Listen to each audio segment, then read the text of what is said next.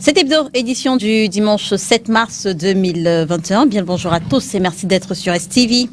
Le ministre des Mines suspend pour 6 mois une société d'exploitation et de conditionnement d'eau minérale pour non-respect des normes. La décision prise le 4 mars par Gabriel Ndondoké est suivie d'une autre du ministre du Commerce qui lui prescrit le retrait de cette eau du marché camerounais. Fête de la jeunesse, le gouverneur du Sud impose l'analyse du discours de Paul Biya aux élèves lors des examens. Dans une note du 1er mars, Félix Ngelengele déplore le désintéressement des jeunes relativement au discours du chef de l'État.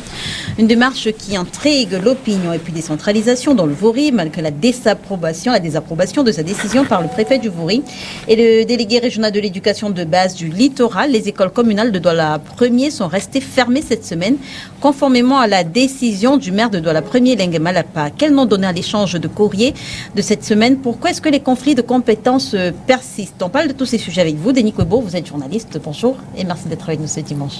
Bonjour Léla et bonjour à ceux qui nous regardent. Je dis c'est avec plaisir que je suis là. Alors avec vous, on parle de la résurgence du coronavirus. Le Cameroun se réjouissait jusque-là d'un semblant de maîtrise de la maladie. Aujourd'hui, on parle de résurgence. Quelle est la place que tiennent les différents événements festifs récemment organisés dans cette explosion de cas? Je parle notamment du Chan, je parle même de tous ces concerts qui sont organisés ci et là. Peut-être qu'il ne revient pas à nous de répondre à la question. Ceux qui organisent tout ce qui se passe sur le champ public doivent tirer toutes les conséquences qui découlent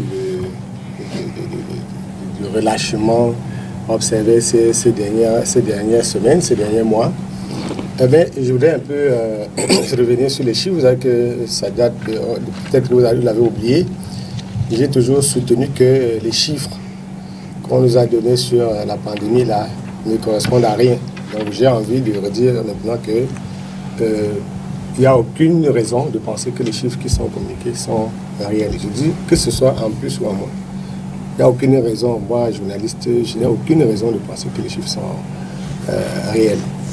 J'ai discuté cette semaine avec beaucoup de médecins, y compris des gens qui reçoivent des patients du Covid, et je leur demandais s'ils avaient l'impression qu'il y avait une véritable résurgence de cas de Covid. Et la réponse n'est pas véritablement affirmative. Nous ne sommes pas en train de vouloir... Ce n'est pas une opération de déni, mais c'est pour dire qu'il y a une communication chaotique, catastrophique qui est organisée par le gouvernement, et ce n'est pas de nature à rassurer.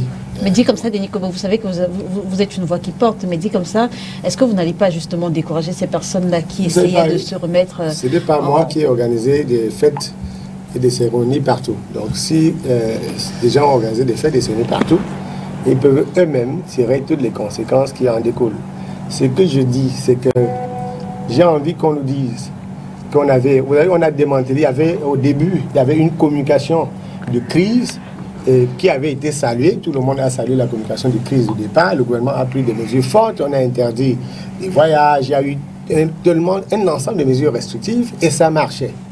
Alors, d'où vient-il que toutes ces mesures qui avaient été mises en place et qui marchaient ont dû être levées?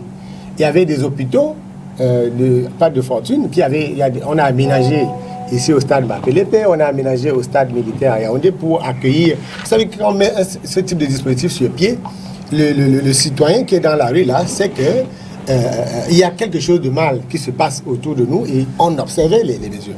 Alors, lorsque vous démantelez les hôpitaux qui étaient faits, qui étaient faits pour accueillir des patients, vous êtes en train de dire clairement qu'il n'y a pas péril dans la demeure. Alors, ce n'est pas après avoir démantelé le dispositif salué par la population, salué par monsieur tout le monde dans ce pays, où vous démantelez ces dispositifs et vous revenez dire que l'heure est grave, il faut observer les mesures barrières. Soit l'heure a toujours été grave, et moi je pense que l'heure a toujours été grave, et j'étais aussi fatigué à moins de parce que chaque jour sur mon compte Twitter, les gens venaient m'insulter parce qu'ils disent si vous voulez mourir, sortez de chez vous. Si vous voulez vivre longtemps encore, restez chez vous.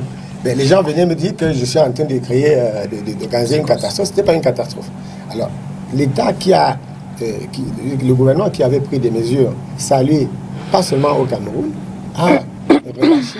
Ça veut dire qu'à à l'heure actuelle, 1 an après que cette maladie soit dans nos murs, si je vous demandais d'évaluer la façon dont elle est gérée au Cameroun. C'est une affaire, vous savez que quand on a une maladie qui n'est pas maîtrisée, et le Cameroun n'a pas été habitué à gérer ce type de pandémie-là. Et je dis que la communication, elle est tatillonne. Elle va dans tous les sens. Vous voyez que pendant 2 semaines, il y a le règne de la peur. 2 jours après, il y a le vaccin qui arrive. Donc quand vous lisez tout ça, vous avez l'impression que les gens qui le font, ils prennent 2 ou 3 bières avant de décider. C'est tellement cavalier cette façon de faire. Et que vous communiquez sur les mesures barrières, vous communiquez sur la vigilance qu'il faut renforcer. 2 jours après, vous dites le vaccin. Vous savez que le vaccin, tel qu'il est annoncé là, peut amener un certain nombre d'Israéliens à avoir des comportements irresponsables parce qu'il y a le vaccin en fait. Soit vous dites qu'on va obtenir l'immunité collective avec la vaccination de masse, soit l'option c'est qu'il faut que chacun observe les mesures barrières. Le plus simple, le plus facile, le moins coûteux pour le pays, pour les citoyens, pour l'économie, c'est que chacun observe les mesures barrières. Et dans l'urgence, on peut avoir le vaccin, on peut avoir les traitements. Quoi qu'il faut que cette cohérence dans la communication, éviter que ça aille dans tous les sens, parce que la finalité aujourd'hui, c'est que les gens se disent que tout ce qu'on a fait tout ça pour nous annoncer que le vaccin allait arriver. Or, je pense que c'est plutôt le caractère tatillon, cacophonique de la communication qui crée la question de saut autour de ces vaccins, de la gestion de cette maladie. Il y a d'ailleurs un audit qui a annoncé, le ministre des Finances a lancé un appel d'offres pour un cabinet indépendant. Avant ça, il y a eu d'autres. Voilà, je crois que ce sont des faits divers. Ce sont des faits divers parce que s'il y a une pandémie, une maladie qui est de la gravité qui a été annoncée, le plus urgent, comme on a dit, c'est qu'il y ait une communication sur la maladie elle-même. Le plus urgent, c'est que les citoyens observent toutes les mesures barrières. Le plus urgent, c'est qu'on ait les malades et des soins appropriés. Les questions liées aux audits, aux sous, parce que les Camerounais sont tellement affaiblis. Je crois que la pauvreté morale a remplacé la pauvreté matérielle et chaque Camerounais, même devant un cadavre, ne réfléchit qu'en termes de sous. Il faut qu'on peut mettre ces côtés-là, ces affaires-là de côté et parer au plus pressé. Le plus pressé maintenant, c'est protéger les Camerounais, protéger la santé des Camerounais. Par la suite, les audits qu'on a lancés, on lance toute une procédure pour recruter un cabinet. Et la communication qui est faite de tour, c'est de dire que certainement, quelqu'un aurait pris de l'argent. Nous, on préfère les vies, il faut les protéger. Merci Denis Kobo d'être avec nous ce dimanche. En face de vous, on reçoit le docteur Marcel Simo. Elle est enseignante et communique pour le compte du parti au pouvoir, le RDPC. Bonjour docteur et merci d'être avec nous ce dimanche. Bonjour Léla, bonjour aux copalénistes, bonjour à vos milliers de téléspectateurs. C'est un plaisir d'être là, rassurez-vous. Alors, comment est-ce que vous analysez les affrontements qui ont cours en ce moment au Sénégal après l'arrestation de Ousmane Sonko, le principal opposant litant à Macky Sall? Bon, c'est vrai que l'analyse serait peut-être pas froide, mais je crois que ça permettrait, ou alors ce sont des situations qui devraient interpeller les hommes politiques camerounais. Parce qu'on a souvent, ou alors on dit toujours de manière habituelle, le chef de l'État est dictateur, le chef de l'État est amer, le chef de l'État est violent, le chef de l'État est ici. Mais lorsqu'on regarde à côté, on observe un comportement nouveau, un comportement autre. Et si on veut faire le rapprochement, on se rendrait compte que ce n'est pas ce genre de comportement que nous avons ici. Bien qu'il est perceptible que l'on sache, ou alors que l'on se rend compte qu'au Cameroun, on a des hommes politiques, les hommes politiques d'opposition sont d'une liberté totale, où ils peuvent se permettre de dire ce qu'ils veulent, comme ils veulent, et dans une tranquillité et dans une sérénité parfaite. Peut-être vous rappeler les faits récents. Je veux dire qu'après l'élection présidentielle, il y a le leader du MRC qui a été interpellé, il y a l'honorable Jean-Michel Nietzsche qui a essayé d'organiser des marches, il n'a pas pu. Il y a également... Voilà, donc... Oui, lorsque vous parlez d'interpellation, il a été interpellé et c'est pas moi qui vais vous dire qu'il a été également relâché. Les interpellations sont simplement pour démontrer aux uns et aux autres qu'il y a une marge de manœuvre, qu'au-delà de votre liberté, au-delà de votre façon de faire tout ce que vous voulez, on ne vous empêche pas, mais sachez quand même qu'il y a une marge de manœuvre. Donc, je veux dire, en quoi les arrestations, non, c'est différent parce que les cas... L'arrestation du principal leader de l'opposition ce que je voudrais démontrer, c'est que je ne suis pas très d'avis ou alors je ne suis pas satisfait de ce qui s'est passé là-bas, non. Mais ce que je veux simplement dire, c'est que qu'on jette un regard et qu'on essaye de comprendre réellement comment est-ce que les autres agissent avec une forte violence et une forte détermination lorsqu'il s'agit des jeux d'intérêt politique et que la perception au Cameroun ou alors le regard au Cameroun est totalement différent. Donc, je ne veux pas dire qu'on n'interpelle pas, on ne limite pas, on ne réduit pas, mais vous conviendrez avec moi que l'interpellation, la réduction ou alors le recadrage est encore dans les règles de l'art. Elle n'est pas, n'est-ce pas, animée d'une certaine violence ou d'une certaine détermination très forte pour obtenir des résultats que nous obtenons. De l'autre côté, on a les parents, pratiquement, des mamans qui décèdent parce qu'il y a cette guerre au niveau de l'opposition et ou alors cette incompréhension entre le parti au pouvoir ou le parti en quête de pouvoir et les autres conquérants. Donc c'est vraiment extrêmement violent, c'est dommage. Mais je crois ça devrait interpeller tous les hommes politiques, ça devrait interpeller tous les acteurs politiques, qu'en principe, oui, nous sommes dans un jeu démocratique, certes, mais le jeu démocratique, rassurez-vous, a des règles et a des limites. Et à chaque fois, il faudrait qu'on se le dise ou alors qu'on se le mette à l'esprit. On est dans un esprit de liberté, c'est vrai, mais pas à arriver à un état de libertinage. Christian Diop du PCRN est également avec nous. Il était tout sourire pendant que vous vous exprimiez, docteur. Bonjour Christian. Bonjour Leïla. Voyez-vous, je voudrais également saluer tous vos nombreux téléspectateurs que je retrouve avec fierté ce matin et avoir l'occasion de féliciter le grand frère Denis Kwebo pour le décret dont il est bénéficiaire. Je voudrais par là lui donner une patate chaude en disant notre camarade Hamadama Zatao, notre tête de liste au régional dans l'Ombéré, à Meganga, est porté disparu depuis plus d'un mois désormais. Et tout le monde sait bel et bien que c'est la collusion entre lui et l'autorité administrative et politique de la région. C'est un opérateur économique connu de la zone. Vivement que votre voix puisse porter à ce niveau afin que nous retrouvons effectivement notre camarade. Donc, je dis merci et dis que je suis parfaitement en fait de cette actualité-là. Je vous en prie. Merci. Donc, je voudrais donc revenir sur ce que développait effectivement le docteur Marcel Simon tout à l'heure. Pour dire non, docteur, voyez-vous, le jeu politique commande effectivement des règles, oui, mais au rang des règles, la démocratie, c'est quoi? Ce sont des valeurs. Et la première démocratie, la première valeur, c'est l'état de droit.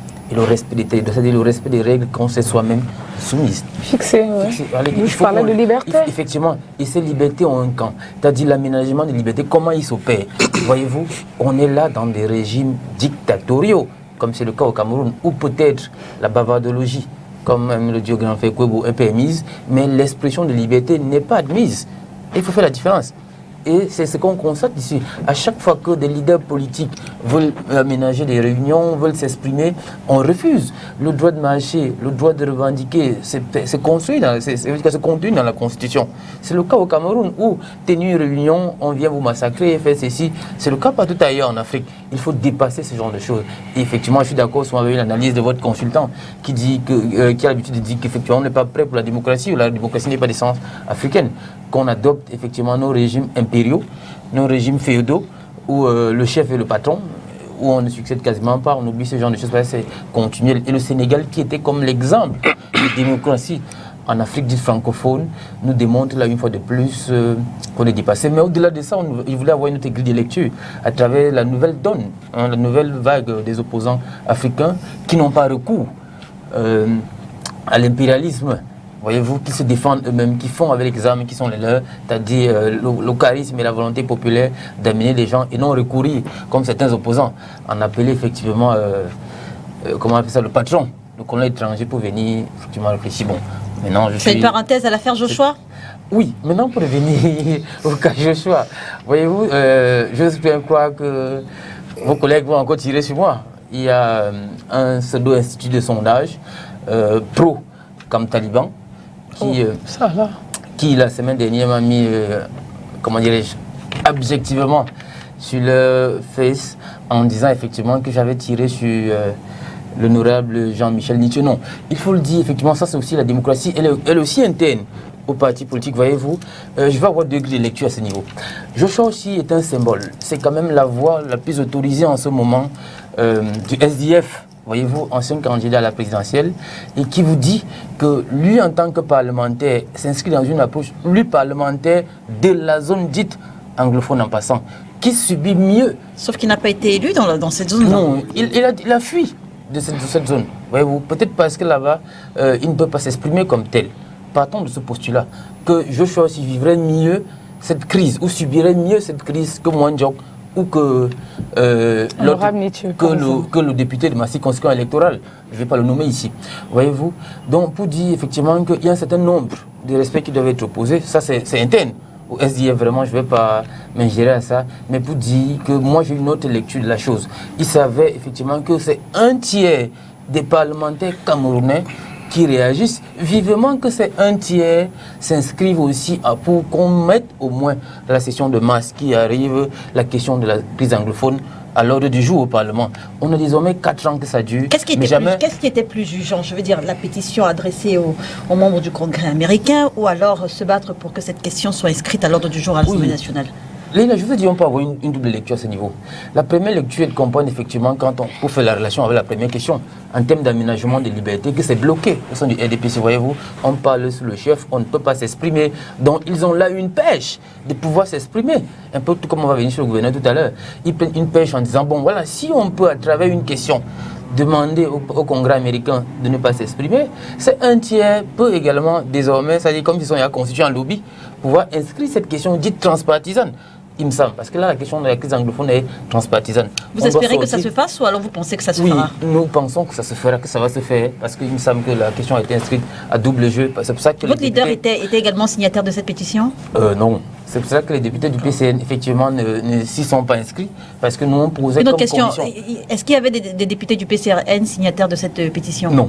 C'est pour ça que nous avons posé comme conditionnalité, effectivement, qu'avant de développer la question de la souveraineté du Cameroun, parce que c'est ça que les autres parlementaires revendiquent, c'est-à-dire l'immixtion étrangère dans le Parlement, dans les affaires internes du Cameroun, et que nous-mêmes commençons déjà par nous-mêmes donc à régler nos problèmes internes au niveau... Vous saluez les députés qui ont signé cette pétition, mais vous ne reprochez pas à votre leader de n'avoir pas signé cette pétition. Est-ce que ce n'est pas un tout petit peu contradictoire? Écoutez bien la lecture qui est mienne. Je suis en train de dire que les députés du RDPC, qui eux sont fermés, ne parlent pas, parlent seulement pour le chef, mais s'ils peuvent s'exprimer pour une fois, c'est déjà quelque chose. Voyez-vous, parce qu'au-delà de ça, il s'agit effectivement de la souveraineté de l'État du Cameroun. Et nous, on a donc dit, effectivement, la souveraineté est d'abord interne, avant qu'elle soit externe, parce qu'on voit que la souveraineté externe, elle est d'abord interne. Et nous, donc, on a posé un préalable au niveau du PCN pour dire, commençons nous-mêmes à légitimer l'action qui doit être la nôtre. Donnons, n'est-ce pas, une force à l'institution qui est la nôtre, c'est-à-dire le Parlement camerounais, en inscrivant cette question à l'ordre du jour du Parlement, avant effectivement de demander aux congressistes américains qui, par leur outrancisme et, comment dirais-je, leur pédantisme habituel, croient pouvoir donner des leçons aux parlementaires africains et ceux du RDPC, je veux dire par là. Excusez, c'est vrai qu'on va parler du Parlement camerounais, mais c'est le RDPC qui contrôle la majorité.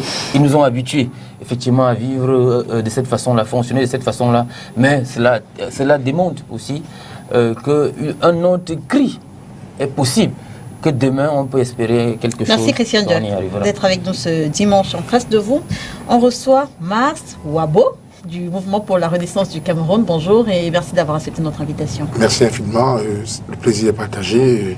Je crois que j'assiste à la première fois à votre émission. J'ai pu assister à d'autres émissions dans un autre cadre, mais c'est un honneur pour moi de me retrouver parmi vous ce matin. Alors après la pétition signée par les députés, dont Joshua aussi, on a vu les leaders politiques réagir. Maurice Kamto fait justement partie de ces leaders. Et lui, il parle de trahison du peuple. En quoi est-ce que c'est une trahison?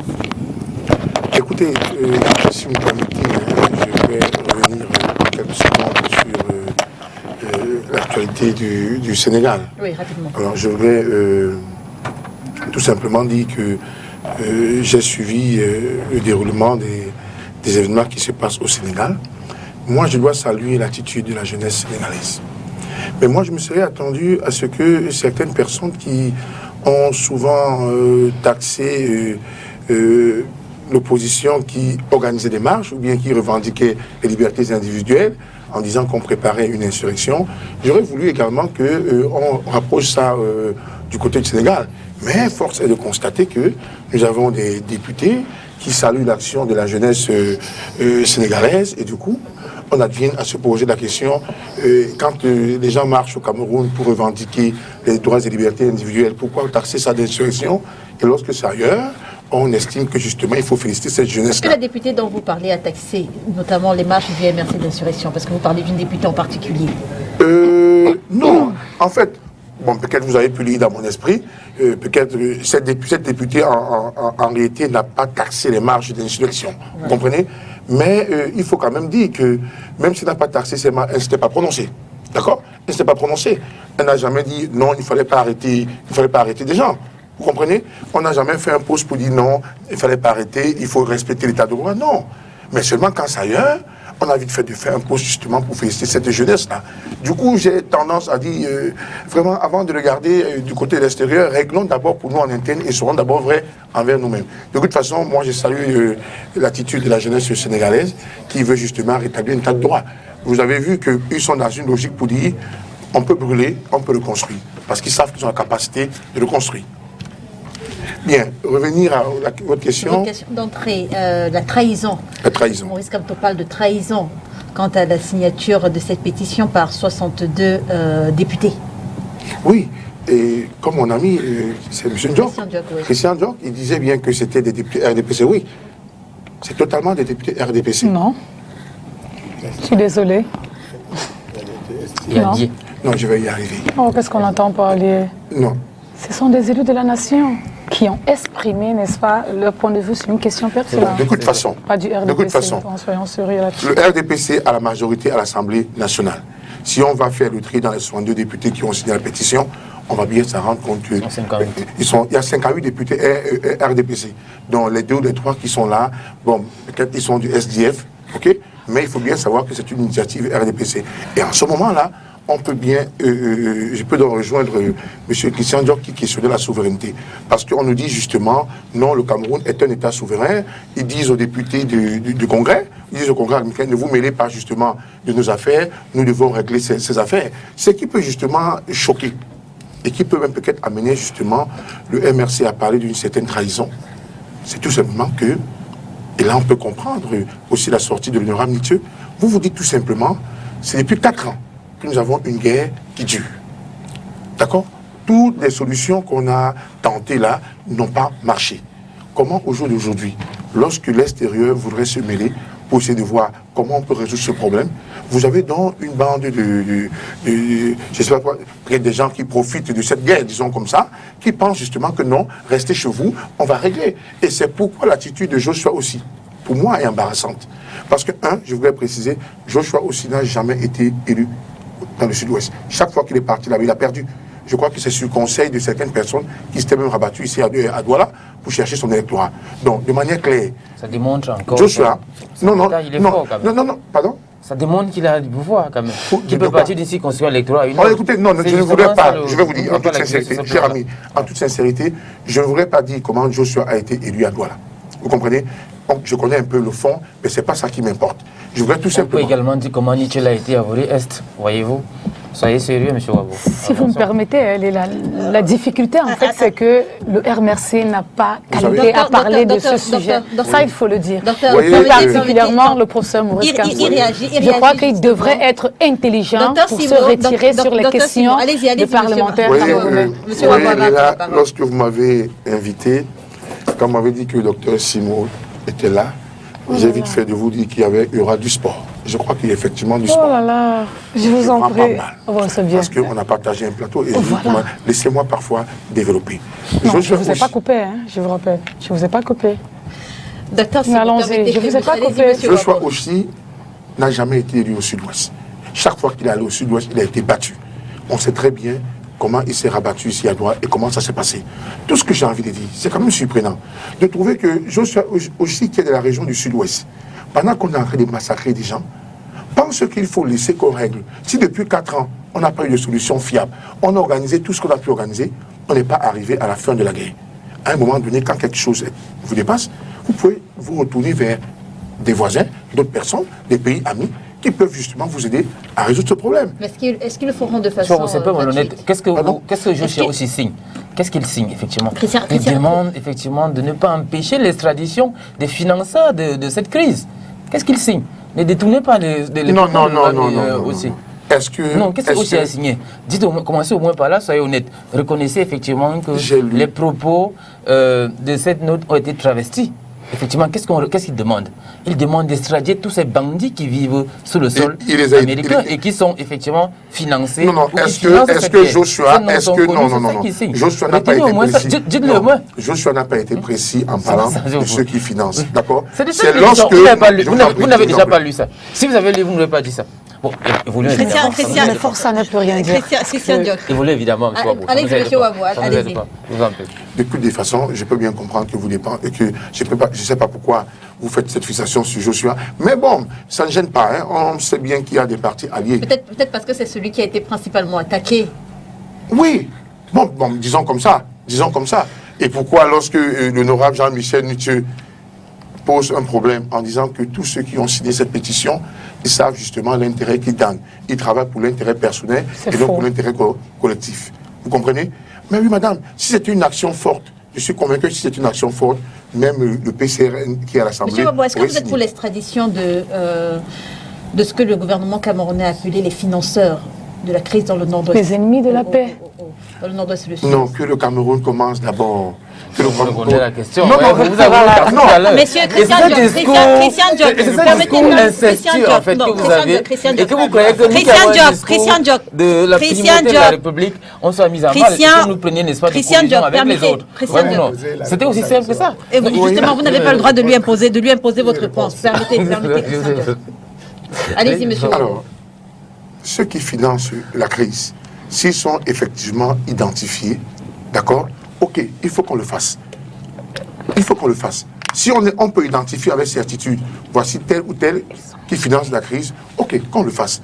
Mais je crois que quand je vois dans un sens global, dans l'esprit de Joshua, vous comprenez, lui, il était pour que tous les autres, même y compris les activistes, vous comprenez, soient rapatriés au Cameroun. Donc, non, pourquoi? Un activiste peut ne pas être quelqu'un qui finance une crise, hein. Un activiste peut ne pas être quelqu'un qui finance une crise. Si Joshua nous dit, voilà telle personne qui sont identifiées, qui finance la crise avec certitude, c'est normal. C'est normal. Nous souhaitons tout ce qui a la paix. Pourquoi vous faites donc une fixation sur Joshua maintenant? Merci. Vous n'êtes pas celui qui pose les questions, Christian Diop.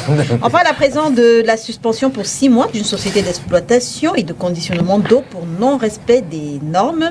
Denis Kobo, on a vu cette vidéo sur les réseaux sociaux. D'ailleurs, c'est vous qui me l'avez envoyée sur WhatsApp. Quel commentaire vous inspire justement ce qui est fait dans cette vidéo, le conditionnement d'une eau qui est censée être minérale, la façon dont c'est conditionné? Cette eau est conditionnée comme la plupart des produits que vous consommez tous les jours au Cameroun, des produits qui sont en fait des poisons et qui sont distribués aux citoyens avec la complicité des autorités. Vous savez, et c'est ça qu'il faut. Moi, je ne fais pas la circulation virale des documents. Et le problème personnel que j'ai avec la plupart des bavardeurs, c'est d'éviter le fond des affaires. En pleine ville de Douala, on a vu une industrie qui siphonne le gaz. On a interpellé des gens qu'on nous a présentés, mais on les a interpellés parce qu'ils n'avaient pas payé. Si ces gens avaient payé, ils auraient continué de nous vendre 50% de gaz cher, moitié plein. Et personne n'aurait rien dit. Vous voyez comment est-ce que de façon cavalière, on est en train de remplir des bouteilles de fortune dans des conditions sanitaires inacceptables, peut-être parce que vous allez dire que nous sommes en Afrique, les Camerounais disent que nous sommes en Afrique, mais personne n'a dit que les Camerounais et les Africains sont maudits pour avoir consommé tout ça. Et ces personnes qui fabriquent des poisons pour les Camerounais constituent la majorité de ceux qui bavardent dans ce pays et qui disent même qu'ils veulent le changement. C'est ça le problème. Donc, quand les Camerounais sont installés dans le faux, ils développent une certaine richesse dans le faux, et avec cette richesse-là, ils peuvent vous faire du harcèlement. Mais d'où vient-il que cela se fasse avec la complicité des pouvoirs établis? Vous voulez me dire, en tant que journaliste, que c'est sur les réseaux sociaux que le gouvernement découvre, comme nous autres, que de l'eau, soi-disant, je ne sais pas si vous avez dit l'eau minérale, je ne sais pas comment est-ce qu'on arrive à une telle terminologie lorsqu'il faut frapper des bouteilles au sol pour les sceller et les partager aux Camerounais. Tout récemment, je suis sorti de l'école pour prendre un verre à côté et on insistait pour me dire que cette eau était en promotion. Je comprends maintenant pourquoi c'était en promotion. Donc, et je ne veux pas qu'on se libère. Chaque fois, pour ceux qui savent que le journalisme, c'est quand même l'histoire du présent, sur ce même plateau, je vous ai à poser des questions. À vous et à ceux qui nous regardent. Les biscuits qui se vendent dans nos boutiques sont fabriqués où? Par qui? Quelle est l'instance qui contrôle la qualité du biscuit que vous prenez? L'huile de palme que vous prenez ici, au Cameroun, ce qu'on appelle huile de palme parce que c'est rouge, ça sort d'où? Je suis allé à Bonabéry, il y a une usine qui fabrique, soi-disant, l'huile de coco. C'est des gens qui importent des fûts d'huile neutre et avec 2 litres d'huile de coco, c'est juste pour obtenir le parfum, on voit le litre à 12 000, 15 000 francs. C'est ce qui se passe ici. Donc lorsqu'on voit le ministre du Commerce, si on est en temps normal, on pourrait quand même lui poser des questions. Je n'ai pas dit autre chose. On peut poser des questions au ministre de la Santé et du Commerce. Monsieur le ministre du Commerce, qu'est-ce qu'on vend au Cameroun? Qu'est-ce qu'on vend aux Camerounais? Il y a une agence de la norme. Quelle est la norme? Quelle est la norme en matière de tous ces produits agroalimentaires que nous consommons? Les pâtes alimentaires qu'on importe. De quoi sont constituées ces pâtes qu'on nous vend? Donc, il ne faut pas qu'aujourd'hui on va prendre ce fait divers qui est en fait un problème réel de santé publique pour un fait divers. Ce n'est pas un fait divers. Donc tout le monde ça circule la vidéo parce qu'on est en train de... Les autres produits que nous consommons viennent d'où? On a vu juste comme médicaments, il y a des gens qui fabriquent des faux comprimés dans ce pays et qui les font consommer à leurs compatriotes. Donc, j'ai également vu que quelqu'un avait essayé d'esquisser tout ce qui est faux ici. On ne peut pas transformer le Cameroun en un laboratoire de faux. Il y a vu le faux whisky tout récemment. Mais en regardant le volume des produits qui sont saisis, même les citoyens les plus bêtes savent que cela ne peut pas se faire à l'insu de ceux qui ont la charge de protéger notre société. Donc lorsqu'il y a un problème comme cette affaire d'eau, il ne faut pas que ce soit un fait divers. Il ne faut pas qu'on mette ça sur le débat pour que ce soit clos dans 2 jours. Il faut qu'on pose la question. Et les questions sont... ici, ce qui est mauvais, c'est que c'est la personne qui a laissé faire, qui très vite prend le devant pour vous dire on veut sauver des vies humaines. Mais nous, on n'a plus de vie à sauver parce que beaucoup de Camerounais en sont morts. Et il ne s'agit pas seulement de l'eau. Il faut que les citoyens, que ceux qui ont la charge au-dessus, le président, le Premier ministre, demandent à leurs collaborateurs qu'est-ce qui peut permettre, n'est-ce pas, de se laisser aller dans et qu'il faut faire payer cela. Et dire aux Camerounais qui sont dans la rue que, en réalité, à écouter ceux qui chantent tous les jours, que ce pays doit changer, il faut leur dire que le pays doit changer au point où on n'a plus vendre de l'eau sale aux citoyens, on n'a plus fabriquer de faux whisky, aller obtenir des timbres, je ne sais pas de quelle douane. Vous voyez que c'est produit, on met des timbres pour ce qui concerne les whisky et le vin.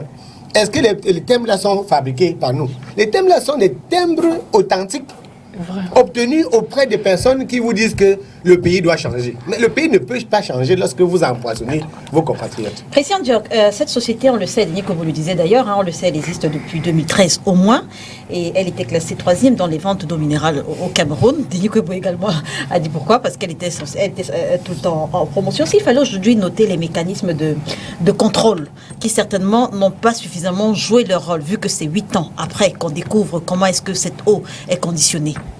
Je voudrais continuer dans la chronologie historique qui est la vôtre. Dit effectivement que cette eau a été, n'est-ce pas, le sponsor officiel des longs notables du Cameroun, d'Africa Foot à un moment donné. C'est l'eau, n'est-ce pas, qui était bue par nos joueurs, voyez-vous. Peut-être pourquoi, on comprend pourquoi tous les résultats qu'ils ont eu à ce moment-là, certainement. On peut avoir cette grille d'analyse aussi. Oui, moi je voudrais effectivement dire, comme Denis l'a dit, il y a implication entre les pouvoirs publics, les gouvernants et les fabricants effectivement de ces poisons collectifs, parce que ceux-ci donnent de l'argent au parti qui est le leur. Parce que tous ces gens, Denis Kobaouli dit effectivement que ceux qui veulent gouverner, non. Il faut dire effectivement que tous ces gens, tous ces responsables de ces entreprises d'empoisonnement collectif des masses des populations font partie de ce parti au pouvoir là. Parce que généralement, qu'est-ce qu'ils font? Ils ne payent pas des impôts. On voit effectivement la collision qui existe entre les deux. Donc ils sont entretenus. C'est un système qui est savamment entretenu. Et moi j'ai même peur de dire, à un moment je l'ai dit, pour nous le cas on l'a vu peut-être dans d'autres comtés où on a donné des médicaments périmés quelque part. Comment on en arrive à donner des médicaments périmés à une population? Effectivement, il y a une défaillance totale du système. Et quand on se retrouve dans ce genre de conditions, c'est pour ça que nous on a dit, nous on n'attend plus rien de ce régime RDPC, M. Denis Kobo. Parce que pour nous, ils ne peuvent plus rien. S'ils ne peuvent pas ne serait-ce que mettre le principal bénéficiaire, c'est-à-dire l'humain, l'homme, au centre de leurs préoccupations, il se pose un problème fondamental. On se demande bien, qu'est-ce qu'ils veulent? Quel genre de population ils veulent demain? Se laisser aller jusqu'à l'eau, la première denrée que les populations doivent avoir, c'est un problème.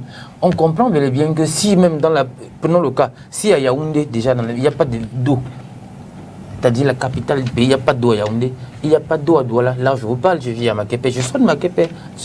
Il a fallu que j'aille puiser de l'eau quelque part chez un voisin, quel forage pour pouvoir prendre ma douche avant de venir sur ce plateau.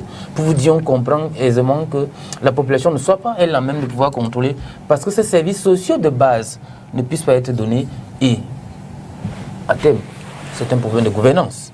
Donc, automatiquement, je veux dire, là, il y a complicité entre ceux qui le font. Parce que, Denis, que vous citez tout à l'heure, il y a un élément, prenons le cas des whisky qu'on a vu. Est-ce que vous avez vu toutes les vignettes qui ont été apposées? Est-ce que ces vignettes ont été fausses? Non. Comment ils font pour en apposer ces vignettes sur ce sont des vignettes, comme ça s'appelle. Comment ils font pour en apposer ces vignettes sur ces eaux? Comment ils font pour contrôler? Et puis encore, j'ai même vu la réponse, n'est-ce pas, de la direction de cette société de production d'eau, qui à un moment donné a même dit qu'elle va attaquer le gouvernement de cette publicité aussi mensongère ou quoi qu'il en soit, pour dire, bon, est-ce que ce qui a été dit, parce qu'ils disent n'avoir même pas été notifiés, n'avoir même pas bénéficié du contrôle, effectivement, des organes de l'État en la matière. Donc, est-ce que c'est un chantage parce qu'ils n'ont pas reversé un peu, comme on dit souvent, le dollar quelque part? Il se pose un réel problème de comprendre. Donc, en réalité, qu'est-ce qu'on comprend là? C'est la faillite d'un système. C'est la malgouvernance de ce système, c'est l'incapacité de ce système à produire les services sociaux de base. Pour ne pas tracer ce que j'ai dit, la meilleure façon de continuer à entretenir une industrie criminelle comme celle-là, c'est de dire que c'est la faillite du système. Ce n'est pas le système qui vient créer une usine clandestine. Ce n'est pas le système qui vient permettre de l'argent et de créer tous les jours sur tous les toits qu'il faut que ce pays... Je vous ai dit tout à l'heure que les gens qui sont en train de faire cela disent que ce pays doit changer. Parce que si on le dit, si on laisse ainsi, on peut faire croire aux gens que tous les hommes d'affaires du Cameroun sont comme ça. Tous les hommes d'affaires du Cameroun ne sont pas comme ça. C'est des bandits. Non, la vérité, c'est ça. Ils ne sont pas comme ça. Il y a beaucoup d'hommes d'affaires au Cameroun qui font des affaires. Sauf que ceux qui font des affaires normalement, ceux qui ont installé une usine, et qui veulent, je dis, foncer sur leur de là, sont harcelés par les services de contrôle. Pendant que les ripoux sont protégés parce que vous me rejoignez, non, c'est pas la même chose. Non, c'est pas la même chose. Vous avez généralisé. C'est pas la même chose. C'est pas la même chose. Mais en réalité, ce que vous dites n'est pas faux. Mais je veux dire que, en tant que citoyen camerounais, si nous voulons faire avancer notre pays, au-delà des batailles politiques, effectivement, mettons les citoyens face à leurs responsabilités. C'est votre responsabilité de payer cher pour avoir empoisonné des Camerounais. Et c'est votre droit en tant que citoyen camerounais de faire réparer ce préjudice-là. C'est la responsabilité de la justice camerounaise. Je n'ai pas parlé de l'administration parce que l'administration est compliquée. La justice représente une institution, M. Wabo. C'est ce que je viens de dire. Peut-être que j'ai parlé de manière holistique. Les contrôleurs qui ont laissé faire pendant des années n'ont plus de place à ce moment précis. Il faut que la justice prenne le relais et sanctionne. Merci Denis Kobo. Docteur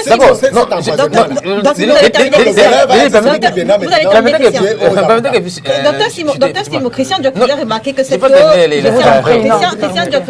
cette eau a été pendant un moment sponsor officiel des Lions Indomptables. Est-ce qu'on doit comprendre que ceci a été fait sans une visite préalable sur son site de conditionnement? Sinon, comment le comprendre? Laisser aller, complicité? Oui, permettez-moi déjà de dire très clairement que le RDPC n'est pas comptable des comportements immoraux, ça il faut le dire très clairement. Et c'est souvent très lâche pour des hommes politiques. Mais en bénéficie effectivement de tout De transporter tous sur le les comportements RDPC, immoraux. parce que lorsque vous allez dans le fond, vous regardez ce qui se passe à l'intérieur, vous vous rendrez compte que c'est des individus d'un certain, ou alors de certains partis, ou alors de certaines espèces qui adoptent ce genre J'espère de que vous répondrez à ma comportement. question une fois que Donc, vous aurez oui, je veux répondu à bien Christian commencer Dior. par le lui dire que c'est trop lâche, c'est trop facile de dire c'est le RDPC qui a fait ci, qui a fait ça. Non, il n'est pas responsable de nos, D'accord. Cette eau qui a été de nos sponsor officiel détournements. des Lions, Maintenant, ça veut dire sans aucune visite préalable sans sur son site de toutefois, conditionnement. oui, sans toutefois apporter une justification, alors essayer de couvrir cette entreprise, parce que moi-même je m'inscris pratiquement en faux et puis je suis très choquée de voir ce que j'ai vu sur des images. Et je vais dire que il a démontré quelque chose de pertinent en nous disant à une époque c'était des sponsors officiels des Lions Indomptables. Et puis vous conviendrez avec moi, à cette époque, l'homme naturellement, ou alors il y a une certaine évolution, un certain changement au niveau des comportements. Je ne vais pas dire que cette action, alors cette manière de empaqueter de ce que j'ai vu là, c'est ce qu'ils font depuis 2013. Moi quand même, je me poserai beaucoup de questions. Soit si vous comprenez ce que je veux dire. C'est une entreprise qui est ouverte depuis 2013. Nous sommes en 2021. Mais même s'ils ne le font on voit que quand depuis... même. Non, je ne pense pas que c'est ce qui se passe. Même s'ils ne le font que depuis 6 mois, Permettez. est-ce qu'il n'est Voilà, pas censé y justement, avoir... c'est pourquoi Est-ce j'arrive. qu'il n'est pas censé y avoir des Permettez que je termine. mécanismes de contrôle? Justement, et c'est ces mécanismes de contrôle là sur lesquels je vais tirer aujourd'hui. Pourquoi il y a eu un relâchement? Pourquoi il y a eu un détour? Pourquoi il y a eu un laisser aller à un niveau? l'échec du système Non, c'est pas une histoire de système. Non, permettez. Je dis bien, il y a des services qui doivent être... Non, Puis on s'entend plus, Christian non, Dior. permettez. Moi, je vais tirer peut-être certains services. On a par exemple le ministère du Commerce. On a par exemple le ministère de la Santé qui devrait, n'est-ce pas, inscrire dans son calendrier, n'est-ce pas, un contrôle régulier et permanent dans les différentes entreprises du Cameroun pour essayer, n'est-ce pas, de s'assurer d'un ensemble, d'un minimum de propreté possible pour la gestion de certaines choses. Parce que ce que nous reprochons à cette entreprise aujourd'hui, regardez même l'espace. Là, c'est l'élément sanitaire, l'espace dans lequel de l'eau potable est embouteillée. Je crois que ça commence à poser problème. Et je ne veux pas, je ne voudrais pas qu'on se dise aujourd'hui que non, depuis 2013, c'est comme ça qu'il fonctionne. Là, je ne penserais pas, ou je ne suis pas très certaine. Mais je dis, je tire sur le ministère du Commerce, je tire par exemple sur la Santé, qui peut-être a établi un relâchement. Sûrement, à un moment, on n'a plus surveillé. Ils ont commencé à adopter un comportement d'intérêt ou alors de bénéfices très poussés. Voilà, par exemple, pour ça, vous permettez seulement que disent que pour que vous installiez, que vous opériez dans une unité, n'est-ce pas, de production d'eau potable. oui, de produits de première nécessité. Oui. Il y a quand même un contrôle des installations à la base. Justement. Quelqu'un qui a un système automatisé ne peut pas passer au système rudimentaire parce que le système automatisé permet de produire... Non, mais ce que je veux... Donc si on a vu des gens avec des tuyaux de fortune. Sauf si c'était de la Les contrefaçon. Non, même pas de gants. Les gants qui coûtent... Non, même pas de gants c'est aussi une hypothèse. Ça n'est pas... Même pas de gants. Même pas Voilà. de gants de 100 francs. Effectivement. Non, c'est pour... En pleine période de Covid, ils sont en train d'embouteiller Justement, vous voyez que... sans masque, sans rien, sans eau, même pas sans de gants. blouse. Justement, vous Même apportez blouse, de ça l'eau n'a pas à de- mon moulin. Je suis en train de dire, on ne peut pas, avec certitude aujourd'hui, dire que depuis 2013 que ça nous est sur pied, c'est comme ça qu'elle fonctionne. Ça, je dirais vraiment, je vais pas y croire. Mais je me dis, à un moment, il y a quelque chose qui s'est produit. Et d'ailleurs même, M. Ndior vient de parler d'une contrefaçon, qui est également une hypothèse à ne pas négliger. Non, il ne peut pas avoir Je dis bien, contrefaçon. je Il ne ne vais peut pas pas dire avoir que c'est vrai. contrefaçon. Ils sont Le en communiqué- communiqué. le Je ne suis communiqué- pas en train de dire que c'est vrai, mais c'est une hypothèse qui était... Non, on en doit- Mais est-ce que le communiqué n'évacue pas justement cette hypothèse? Voilà, Le maintenant, communiqué de- pour faire comprendre quoi? Que les entreprises, le matériel sophistiqué de haut niveau qui a été conçu pour la circonstance depuis 2013 à 2020 ou alors au 21, aujourd'hui qu'on découvre autre chose, peut avoir subi des modifications ou quelque chose. Mais je tire exactement sur le ministère du Commerce et de la Santé qui devrait, n'est-ce pas, s'assurer de manière régulière. De manière régulière, voilà. Par exemple, non, santé même pour la propreté. Merci, Pour la docteur. Merci, propreté. Christian. Donc, il devrait s'assurer, n'est-ce pas, d'un contrôle régulier des actions pareilles. Mas Wabo, comment est-ce que... Je pense pour ma part que Oui. M. Christian Dior a dit quelque chose de pertinent. Et là, je peux également rejoindre également Denis Kiwo, parce qu'on parle de deux choses. C'est-à-dire qu'il faut d'abord mettre l'humain au centre. Donc, ne tirons pas seulement pour dire c'est le système, c'est le système. Il y a d'abord les hommes eux-mêmes. Le promoteur de cette entreprise, Lorsqu'il voit ces appareils-là, il voit comment l'eau est en sachet au-delà. Comment il pense lui-même? Comment il pense? Donc je ne veux pas tout simplement me dire il faut tirer sur le système, il faut tirer sur moi. Non, moi j'ai un problème pour dire d'abord le monsieur qui emploie des gens, qui chaque matin voit comment son usine fonctionne, quand il voit ça, est-ce qu'il sent vraiment, comment il se sent? Il est fier de voir ça? Ok, il aurait vendu, quand il fait ses ventes, il fait un chiffre d'affaires, d'accord, on lui dit où tu as vendu 10, 15, 20 millions, il est content. Il est content quand il est en train de dégrader la santé des uns et des autres. Maintenant, du côté du ministère du Commerce, j'ai envie de dire, le ministre du Commerce se comporte comme parfois le ministre des Transports. C'est-à-dire que lorsqu'il y a des dégâts, ok, directement, on suspend une agence, pourtant, on pouvait bien mettre des contrôles. Est-ce que le ministre des Transports ignore qu'il y a des surcharges en route, tout ce qu'on fait autre? Ça, c'est connu. Alors, j'ai bien peur d'une chose, que le ministre de Commerce, ou bien de l'énergie, c'est ça? L'eau, l'énergie. De l'énergie, qu'ils veulent faire des fuites en avant. Je peux penser à un moment donné.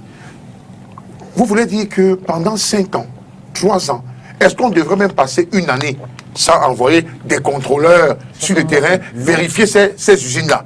C'est pas possible. Le ministère de la Santé devait faire également pareil. Mais pourquoi aujourd'hui ça se retrouve dehors? Je peux bien penser que dans cette histoire, on peut bien penser à un deal qui aurait aussi mal tourné. Parce que la corruption est au centre du monde des affaires ici au Cameroun. Pourquoi? Qui a pris cette vidéo balancée du côté de l'extérieur? Quel était le but? Qu'est-ce qu'on recherchait? Qu'est-ce qu'on voulait atteindre? Alors, si le monsieur de Sano n'a pas respecté ces chiffres qu'il doit produire chaque mois et verser dans les caisses du ministre du Commerce et tout ce que ça peut comporter, alors, c'est normal qu'on expose à un moment donné ce monsieur. Mais disons tout simplement que la responsabilité même du ministre du Commerce doit également être engagée. Il ne faut pas seulement venir dire, prendre un communiqué pour dire on suspend la production et quoi encore. Parce qu'on a déjà vu, même l'agence de voyage là, comment on appelle, Avenir, qui a été suspendue là. Si vous regardez aujourd'hui Avenir, on travaille. Pour arriver ici, je passe par cette agence-là. Vous voyez bien des cas qui sont là-bas. Dès qu'on suspend, c'est parce que le peuple camerounais est regardant, ça commence à faire un peu du bruit. Rapidement, il faut justement qu'on essaie d'étouffer. Qu'est-ce qu'on fait? On suspend, on vous donne le produit, puis demain, vous verrez, vous direz à Sano, et vous allez trouver que on est toujours en train de produire dans ces conditions. Quand vous voyez l'usine où on produit ça, vous regardez ceux qui y travaillent, vous avez envie de vous poser la question, est-ce qu'ils se sont même lavés le matin avant d'arriver au travail? Regardez, moi j'ai eu l'impression, c'est vous qui avez vu les machines, hein, j'ai eu le sentiment que j'ai vu un puits où on a mis un tuyau et on est en train de remplir. Et vous regardez même ce tuyau, vous posez la question, est-ce que c'est même hygiénique? Non, soyons sérieux. Soit on décide de faire un travail sérieux parce qu'il en dépend également de la vie des Camerounais. Denis Kobo, quelle devrait être justement la suite de cette affaire? Je t'aurais dit que d'abord l'affaire a été rapidement emballée. Moi, je travaille sur la criminalité depuis que je suis journaliste. Et ce qui se produit généralement en situation de crime, c'est que soit il y a une volonté d'élucider les faits, soit il y a une volonté de maquiller les faits. Dans le cas précis. Dans le cas des faits, il y a une volonté généralisée de maquiller les faits. D'accord.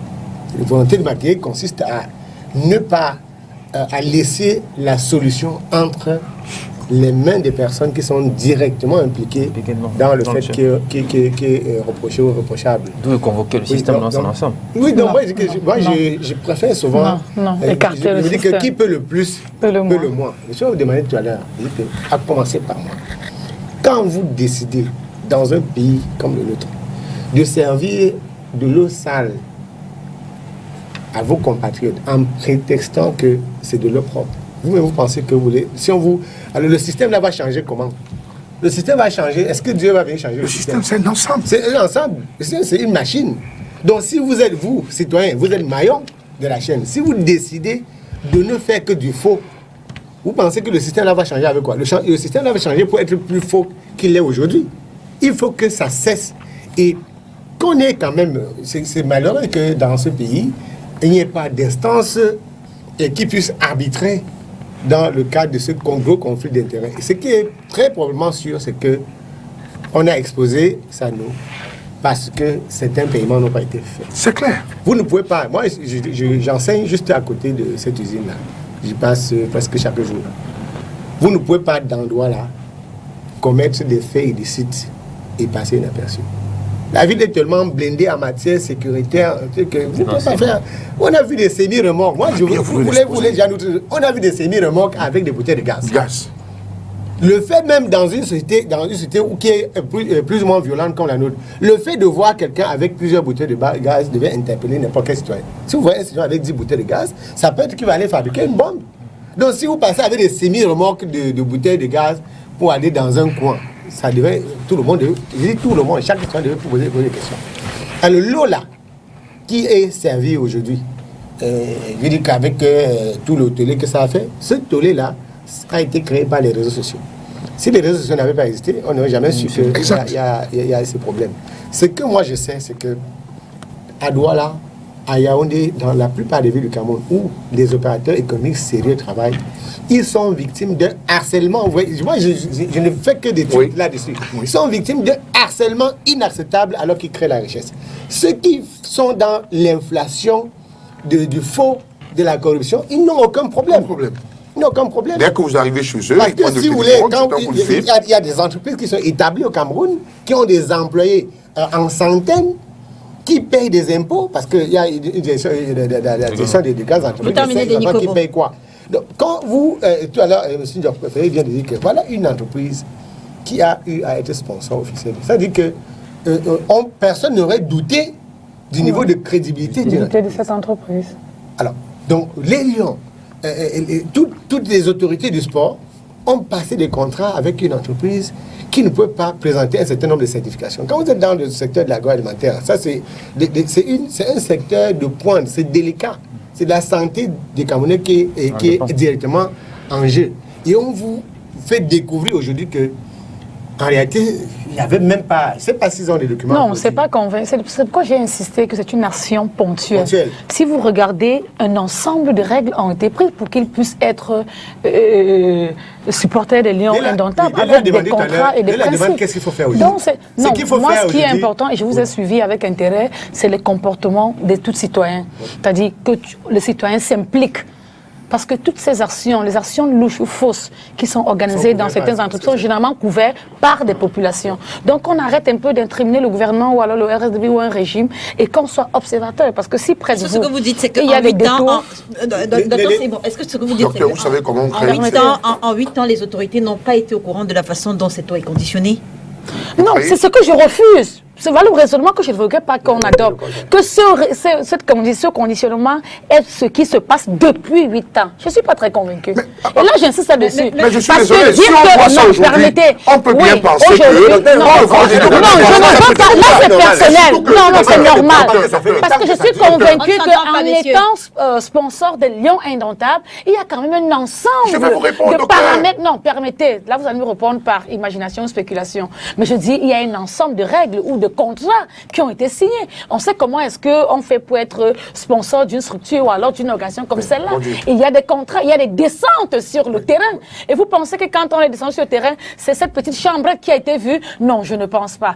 Donc, je ne l'accompagne pas, je ne le supporte pas, mais je dis, tous les Camerounais devraient être vigilants. Tous les Camerounais devraient être capables de dénoncer des comportements anormaux face à eux lorsqu'ils les observent.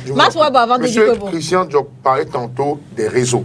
Je vais vous dire, madame, ceux qui, on a dit sponsors officiels de Lions Indomptables, je peux même penser que ces gens ne sont même pas descendus sur le terrain. Non, c'est faux. Je vais vous dire pourquoi. Ils n'ont pas descendu. Ils ne sont pas descendus. Madame, quand on parle justement que ce sont... pas les Lions qui descendent. Quand on dit que c'est ces mêmes entreprises justement qui financent votre parti, on voudrait justement faire allusion à la corruption. Parce que justement... Regardez le détour, voilà. Parce que justement, vous voyez qu'on revienne sur affaire Congelcam. Non, n'entrons pas dans ce jeu-là, ça ne nous aide pas. Ça ne nous aide pas. Mais adoptons des comportements responsables lorsqu'on voit une action irrégulière qui se produit devant nous. Donc c'est après qu'ils ont sponsorisé les gens. Parce que c'est le gouvernement qui dénonce. Je vous dis, c'est le gouvernement qui dénonce. C'est le gouvernement qui frappe.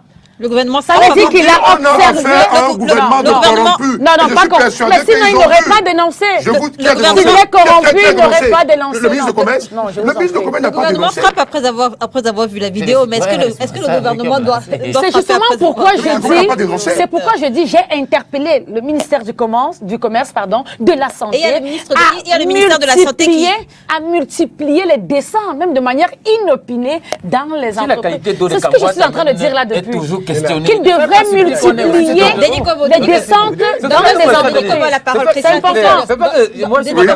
Pour éviter de tirer sur le gouvernement à tort et à travers. Pardon du postulat de l'eau de Kamwata. Kamwata.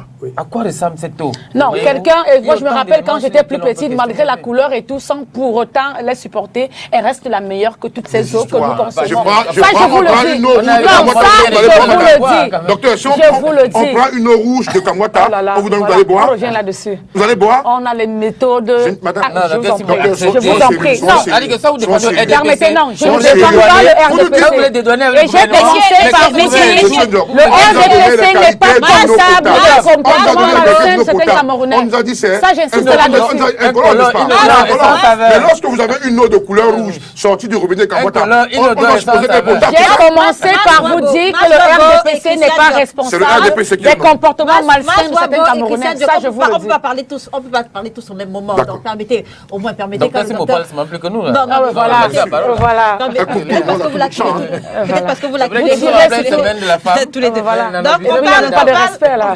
Denis Kobo, vous voulez dire quelque chose en 30 secondes, on sort. Lorsque nous parlons de cette question de santé publique là, Oui.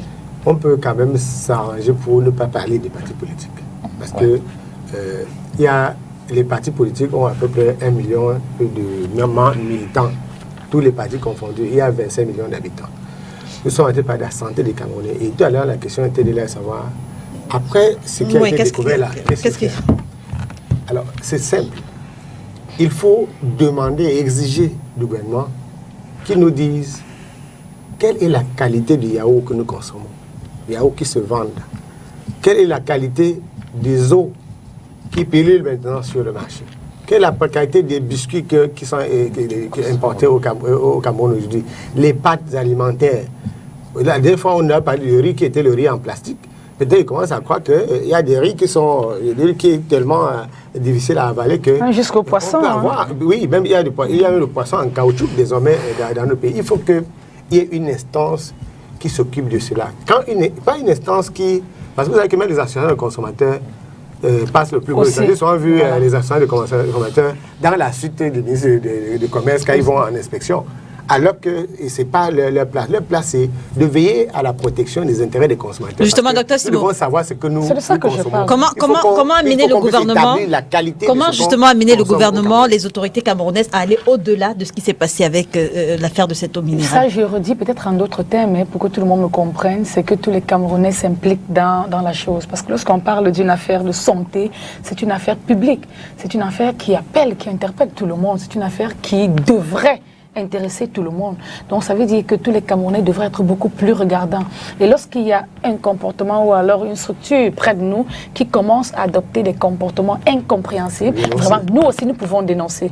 Nous pouvons, et généralement même lorsque la dénonciation vient de la population, je vous assure, la riposte est beaucoup plus violente. Sur la même question, donc on adopte ce genre de comportement, des comportements responsables et capables. Parce que lorsqu'on va commencer à entrer dans les partis politiques ou dans le gouvernement ou dans le système, on se rendra compte que toutes les personnes même qui travaillent dans cette entreprise, entre guillemets, dite fictive, là, sont les militants, par exemple, d'un certain parti politique ou d'un autre parti politique. Et on va commencer à se réinterroger autrement. Donc, sur la même question, Christian Diop, comment amener le gouvernement camerounais à aller au-delà de l'affaire Effectivement, vous permettez déjà qu'il puisse en faire une digression pour dire à Denis et au docteur Simon que non, vous ne pouvez pas, n'est-ce pas, dédouaner l'homme et le système.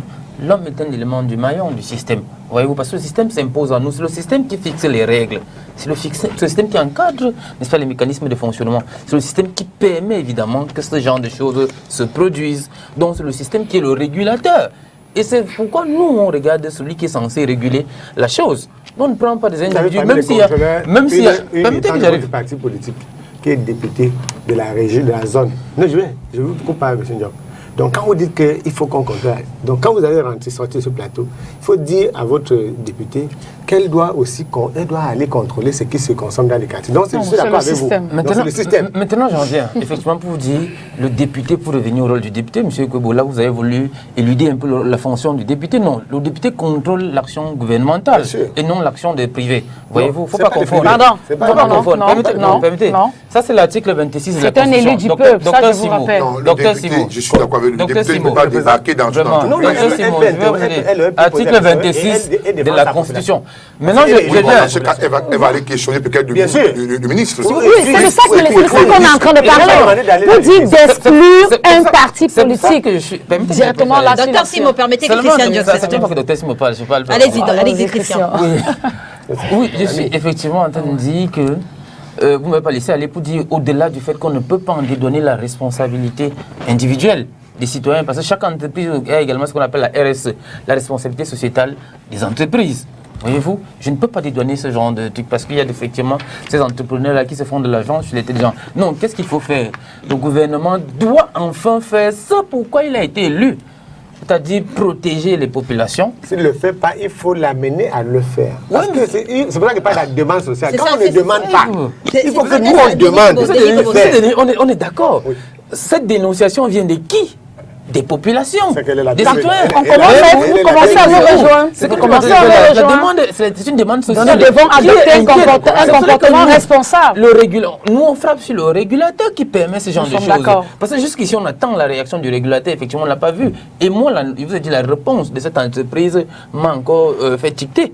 Effectivement, pour dire, on comprend la collusion qui existe entre les deux. Quand on parlait de mécanismes de financement, d'accompagnement, de corruption qui existent avec une certaine entité partisane et qui gouverne ces Christian. Donc, je vais chuter par là, Léla. Le gouvernement, comme je l'ai dit tout à l'heure, le gouvernement doit faire ce pourquoi il a été élu, c'est-à-dire quoi? En prenant des mesures adéquates, n'est-ce pas, qui pourront garantir la vie des populations. On ne peut pas s'amuser avec les services sociaux de base comme cela. On le dénonce tous les jours avec l'eau de la Camouate qui ressemble effectivement à votre peau. Que vous connaissez, si vous revenez au qualité d'eau, on peut comprendre. Merci. On parle à présent. Merci, messieurs. Denis Kwebo, Christian Diop, merci. Vous allez gérer votre temps de parole. On parle à présent de cette injonction du gouverneur de la région du Sud, qui, dans une correspondance adressée aux délégués de l'enseignement secondaire, demande que les élèves soient évalués sur le discours du chef de l'État. On va commencer par vous, Mars Wabo. Quel est le regard que vous portez justement sur cette demande de Félix Ngeli-Ngeli? Le gouverneur de la région du Sud. J'ai envie de dire que quand j'ai lu ce communiqué, j'ai eu froid au dos. J'ai eu froid au dos parce que je me suis posé la question, est-ce que ce gouverneur est dans son rôle? Ou j'ai eu le sentiment qu'on a quelqu'un qui est aux oubliettes, qui voudrait peut-être faire comprendre à ses pairs que j'existe, en posant justement des actes que j'aurais pu taxer...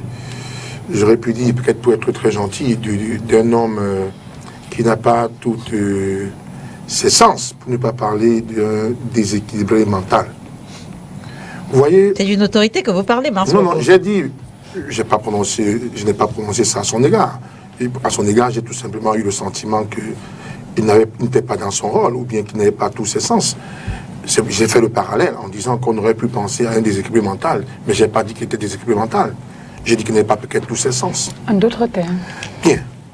Alors, vous avez un gouverneur qui a besoin d'exister, qui interpelle le délégué régional pour des enseignements secondaires. Il dit il faut interroger les élèves sur le discours, il faut les évaluer sur le discours du chef de l'État. Vous voyez, l'enseignement obéit à une certaine pédagogie. Et là, je peux parler sous le contrôle du docteur, même comme je sais que par une certaine alchimie, elle va nous démontrer que le pape est musulman et que l'imam est catholique. Alors, on se retrouve donc dans une posture où on dit, le gouverneur dit il faut les évaluer sur le discours du chef de l'État. Pour moi, c'est le culte de la personnalité. On ne peut pas évaluer un élève ou bien un apprenant sur une leçon dont il n'a pas reçu des enseignements ou bien un cours là-dessus. Que voulait démontrer le gouverneur de la région du Sud? Lui seul, il sait ce qu'il voudrait démontrer. Ça n'obéit à rien sur le plan pédagogique de demander justement aux au délégué régional des enseignements secondaires de fixer une évaluation là-dessus. Mais en fait, en le faisant, il me souvient ici que dans une certaine agitation, il y a un professeur de philosophie, je crois que c'est du côté de Yaoundé, qui avait posé quelques questions, je crois que ça avait trait au tribalisme, en prenant en référence le livre du professeur Maurice Kamto, L'urgence de la pensée. Et vous avez vu comment il a été violemment bousculé. Mais il n'était pas pourtant en train de... Ce n'était pas un discours. C'est-à-dire que, vous voyez, en philosophie, on peut prendre un livre, on a certaines connaissances de part et d'autre, on peut interroger là-dessus. Vous comprenez? Mon ami Christian Diop peut sortir un livre, je suis en train de faire une démonstration littéraire quelque part, je le cite, c'est normal, parce qu'il s'inscrit justement dans la lignée des écrivains. Mais seulement, nous ne sommes pas dans ce cas. Nous sommes dans le cas d'un monsieur qui croit justement servir le bon Dieu, qui pense que je dois montrer au bon Dieu que j'existe. Alors, il a posé l'acte qu'il a posé. Pour moi, c'est un non-événement et c'est des actes qui doivent être sanctionnés. Je suis persuadé que Denis Kopo va entrer par là. Comment est-ce que vous analysez la démarche du gouverneur? Bon, j'ai évalué mes étudiants pour l'examen du 3e semestre après le CHAN. Et mes questions en BTS sont portées sur le CHAN. Si j'étais à l'école primaire ou au secondaire, j'aurais pu évaluer les étudiants, les élèves, si j'enseignais au primaire ou au secondaire, sur le discours du président Biya à la jeunesse.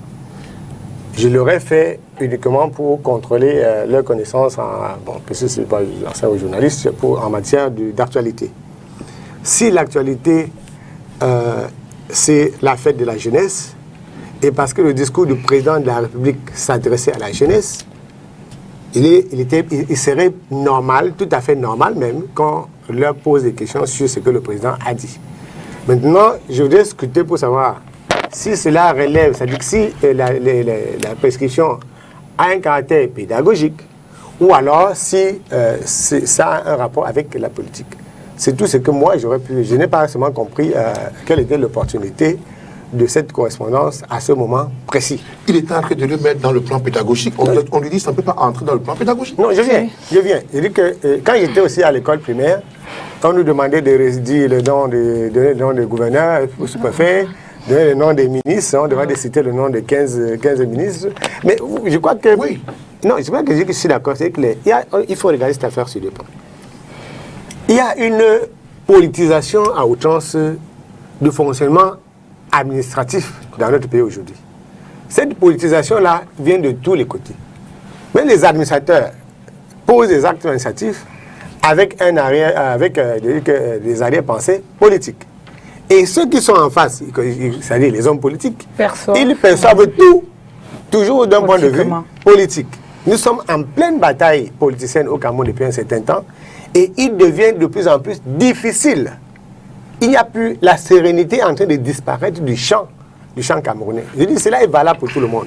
Je ne vais pas une digression. J'ai vu une correspondance du ministre directeur du cabinet civil de la présidence de la République adressée au ministre des Affaires sociales ou dans la condition féminine, oui, pour lui dire que le défilé, le chef de l'État avait demandé qu'il n'y ait pas festivité. Oui. Mais il y a également eu un tollé. Les gens ont dit, mais pourquoi est-ce que le DCC écrit? Est-ce que c'est lui qui doit écrire? Pourquoi ce n'est pas le Premier ministre? Oui, parce que tout le monde est homme politique au Cameroun.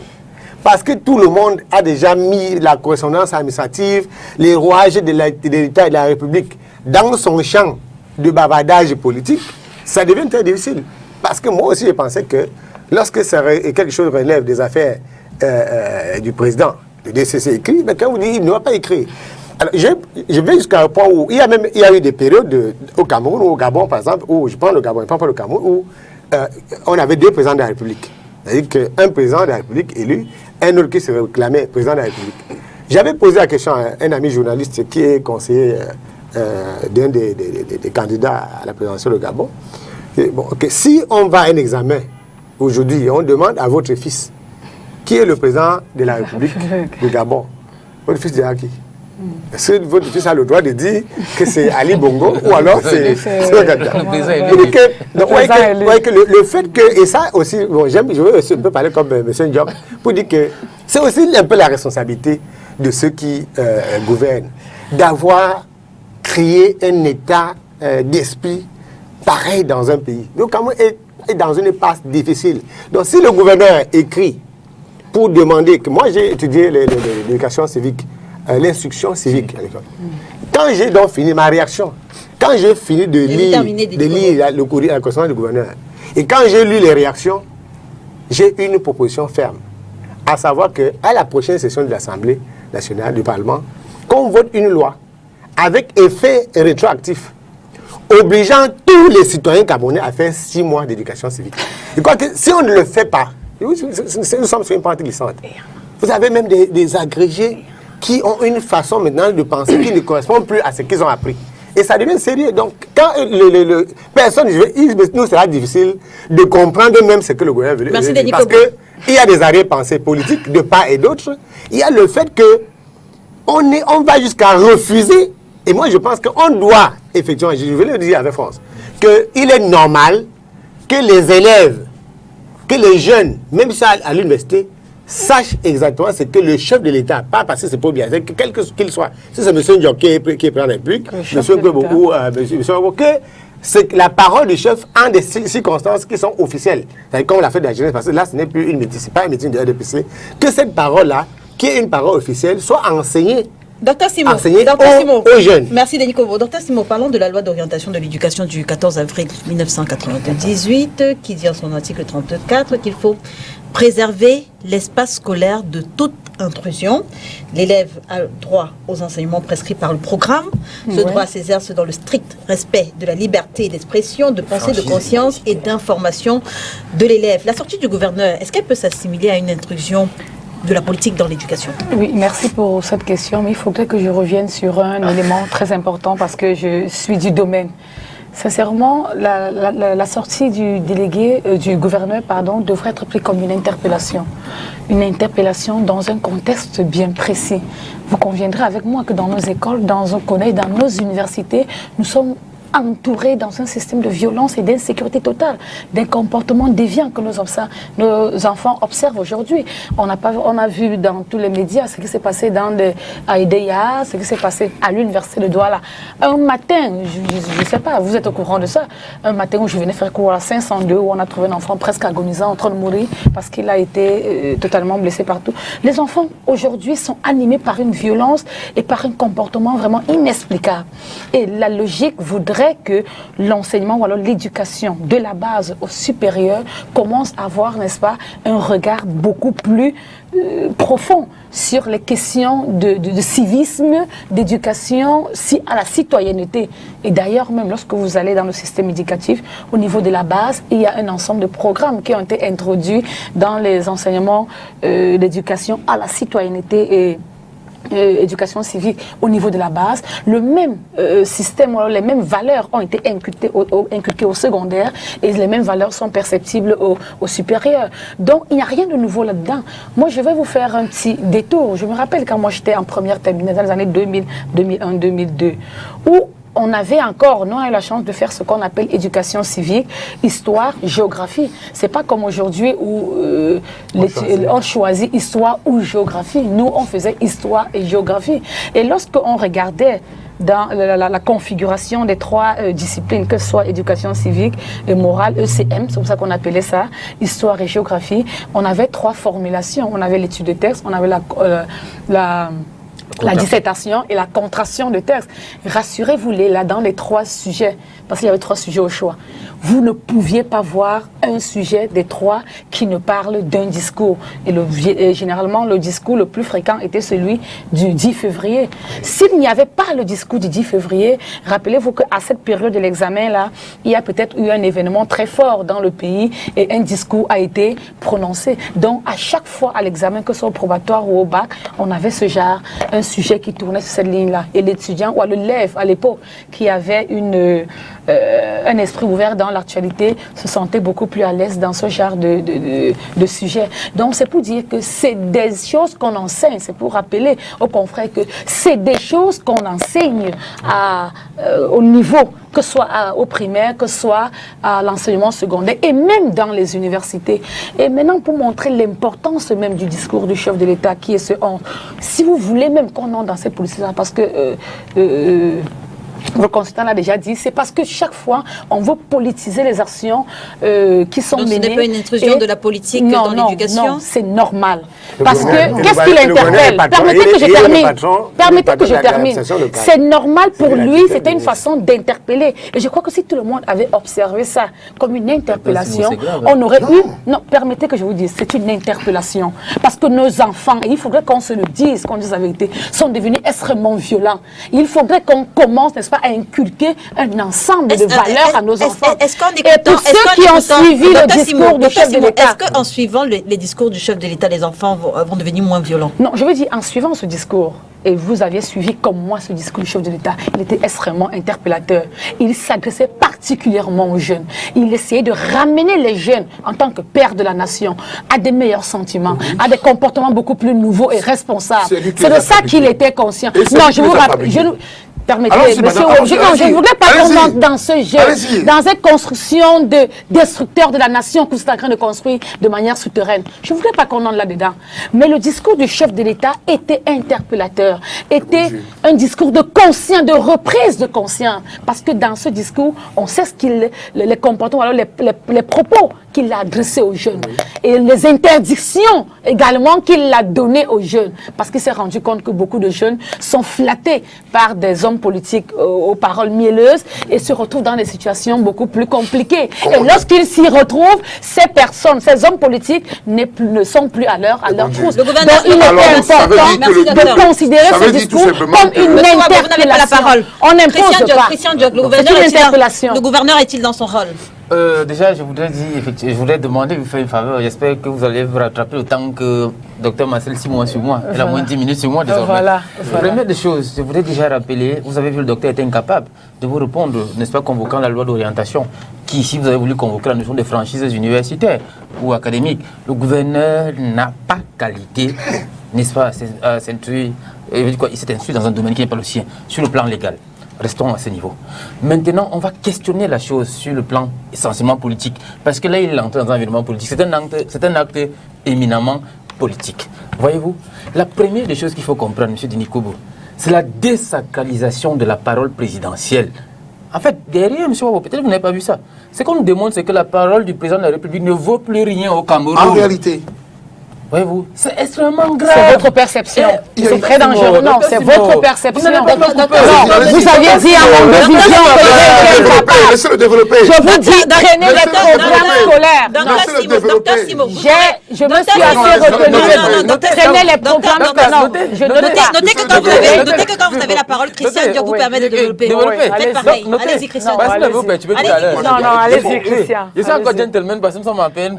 Allez-y, Christian Diop. Oui, je suis effectivement. Vous êtes gentleman parce qu'il faut être gentleman. Voilà, c'est pas c'est mon ami. En fait. Il faut dire que c'est mon ami. C'est pas parce que sur le plateau. Oui, effectivement, je suis en train de dire que à travers la note du gouverneur de la région du littoral, moi je l'ai salué, M. Wabo, du Sud. Moi j'ai salué cette note pour dire, qu'est-ce que le gouverneur dit? Que la parole du président de la République ne vaut plus rien au Cameroun. Voyez-vous, il y a une crise de l'institution présidentielle. C'est-à-dire, M. Biya parle, on se dit, on s'en fout de ça. Est-ce que vous voyez un peu, c'est grave. Et comment on en est arrivé comment on en est arrivé là? C'est donc là où moi je veux même saluer la note du gouverneur, qui est interpellatrice sur cet aspect-là, en disant, écoutez, le président de la République... Oui, c'est ça de dire. Il faut qu'il interpelle. Le président de la République également, en train de dire que, écoutez, il y a un problème, il y a une cassure entre l'institution qui doit encadrer, n'est-ce pas, le développement des jeunes, que le président de la République et cette jeunesse elle-même, qui peut-être, du fait de sa longévité, ou alors du fait de sa malgouvernance, du fait de promesses non tenues, ou du moins du fait qu'elle ne consacre pas des conditions à cette jeunesse qui ne l'écoute pas. C'est-à-dire, M. Biya ne passe pas au Cameroun. Et ça, c'est extrêmement dangereux. Voyez-vous, et ça fait peur. Ça fait peur. C'est pour ça que j'ai envie de vous dire, de dire à mon grand-père, là, de laisser, comme on dit au quartier. Il faut qu'il laisse. Parce que si un grand-père Un papy à son âge peut parler à ses petits-fils. Je veux prendre cette métaphore à la maison, M. Denis Kwebo. Vous, en tant que notable, si vous pouvez parler à vos petits-fils à la maison et qui ne vous écoutent plus, et que c'est quelqu'un d'autre qui en appelle, vous dites pardon, quand le grand-père parle, il faut que vous écoutez. C'est que vous n'êtes plus leur grand-père. C'est que vous n'êtes plus leur grand-père. Et qui est alors le grand-père? Voilà, et ça pose un problème. C'est une image. Maintenant, effectivement, pour faire sérieux, pour dire, dans le fond, il y a un problème de crise d'éducation à la citoyenneté qui se pose. Et c'est peut-être ça qu'on convoque. Peut-être nous qui avons eu la chance de faire Sciences Po l'école, le discours présidentiel, pour nous, c'est une épreuve. Voyez-vous, on est familier à ça quotidiennement. Donc, on peut évidemment, même si on peut prendre la chose sur ce prisme-là pour dire, oh là, il faut qu'on comprenne effectivement qu'on a perdu les valeurs qui sont les nôtres. La morale, elle est désacralisée, et la morale civique, effectivement. Et ça, c'est là d'où je convoquais le civisme. Si on peut en arriver effectivement à avoir des citoyens qu'on a construits, qui peuvent nous produire du poison pour empoisonner la population à travers cette eau, si on peut en arriver à voler au quotidien la corruption, les milliards, ainsi de suite, ce qui en est cas, les institutions de la République, effectivement, n'attendaient pas que les jeunes qui doivent avoir pour modeler là. Je ne parle même pas une minute que vous me coupez. Ça pose un problème d'Isabelle là. C'est-à-dire, je vous fais la convite contre moi. Du tout.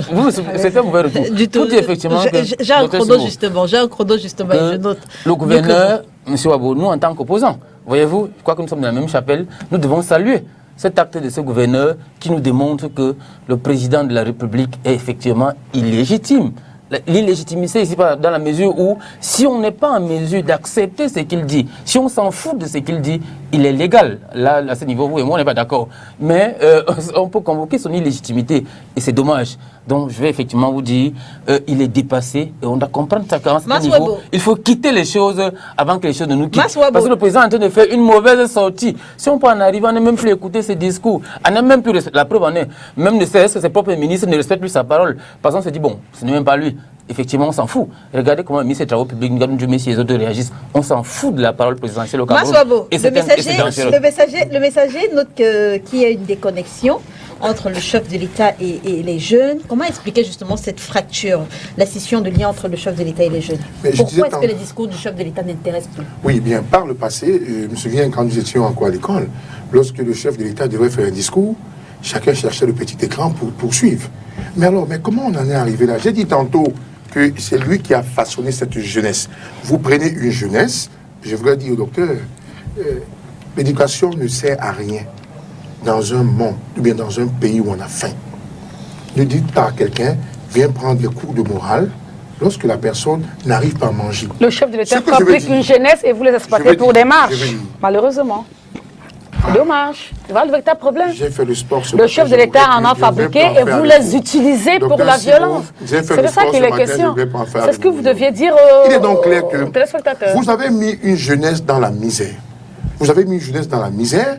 Vous avez montré à la jeunesse que aller à l'université, obtenir des gros diplômes, d'accord, ne donne pas droit au travail, mais ça conduit à la rue dans le Bessikin. Le Bessikin étant devenu aujourd'hui un métier, au sens de M. Biya. Résultat de course, quand ces gens restent et réfléchissent, ils se posent bien la question, mais est-ce que pour aller faire acheter la moto Bessikin, il fallait aller à l'école?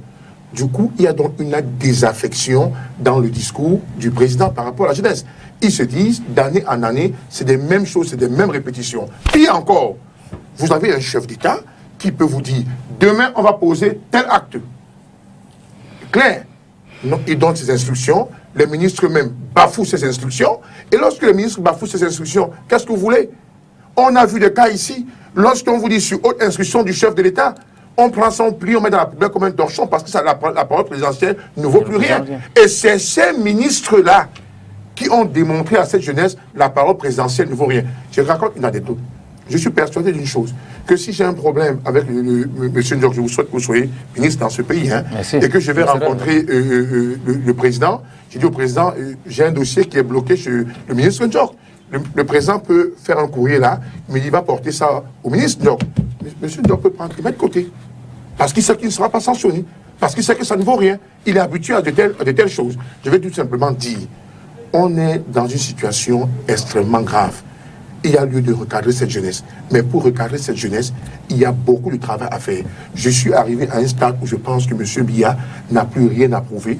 Il faut penser une nouvelle république. On a un monsieur qui a échoué, un gouvernement qui a échoué. Il faut penser une nouvelle république. C'est la solution. Denis Kouebo, dommage, hein. si le discours du chef de l'État n'intéresse plus, qui est-ce qu'on doit interpeller, la jeunesse ou le chef de l'État? En tout cas, j'ai des enfants à la maison et je suis sûr qu'ils ne vont jamais suivre les chemins qui sont tracés par un certain nombre de compatriotes. Parce que on n'est pas obligé de ne pas être honnête. Et je demande aux uns et aux autres de rentrer chez eux, prendre la paperasse qui existe et voir les attributions d'un gouverneur. Alors, comme nous sommes sur un plateau de télévision pour informer les Camerounais, le gouverneur d'une région a-t-il le droit d'écrire, de donner des instructions à un délégué régional? Il faut qu'on puisse répondre. C'est oui. Monsieur Koubo, allez-y, permettez que je... Dans le cadre, n'est-ce pas, de la police administrative qui est sienne, mais pas le contenu. Il faut qu'on soit d'accord. En réglant en matière de comportement, c'est-à-dire, il y a peut-être viol, il y a casse, ainsi de suite. Oui, il y a en termes de mesures administratives et non en matière de contenu éducatif. Il faut qu'on soit d'accord à ce niveau. La République virtuelle a ceci de particulier qu'elle n'existe pas. Mais les citoyens, par la force, par la violence de leurs mots, peuvent construire dans cette République virtuelle, mais elle ne sera pas là. Donc, tout à l'heure, quand je vais prendre... C'est que vous faites là, je suis dans le... Je suis pleinement dans allons-y, pourquoi un thème de compétence? Vous nous savez de quoi sujet là? Je fais la question là. Non, Christian parce que quand j'ai pris l'anecdote des deux présidents, je savais pourquoi je le disais. On s'est compris, effectivement. Parce que voici le sujet qui a été mis en débat. On a réussi à l'arracher à la présentatrice pour parler d'autre chose. Pour parler de l'illégitimité d'un président. Est-ce que c'était un discours du président?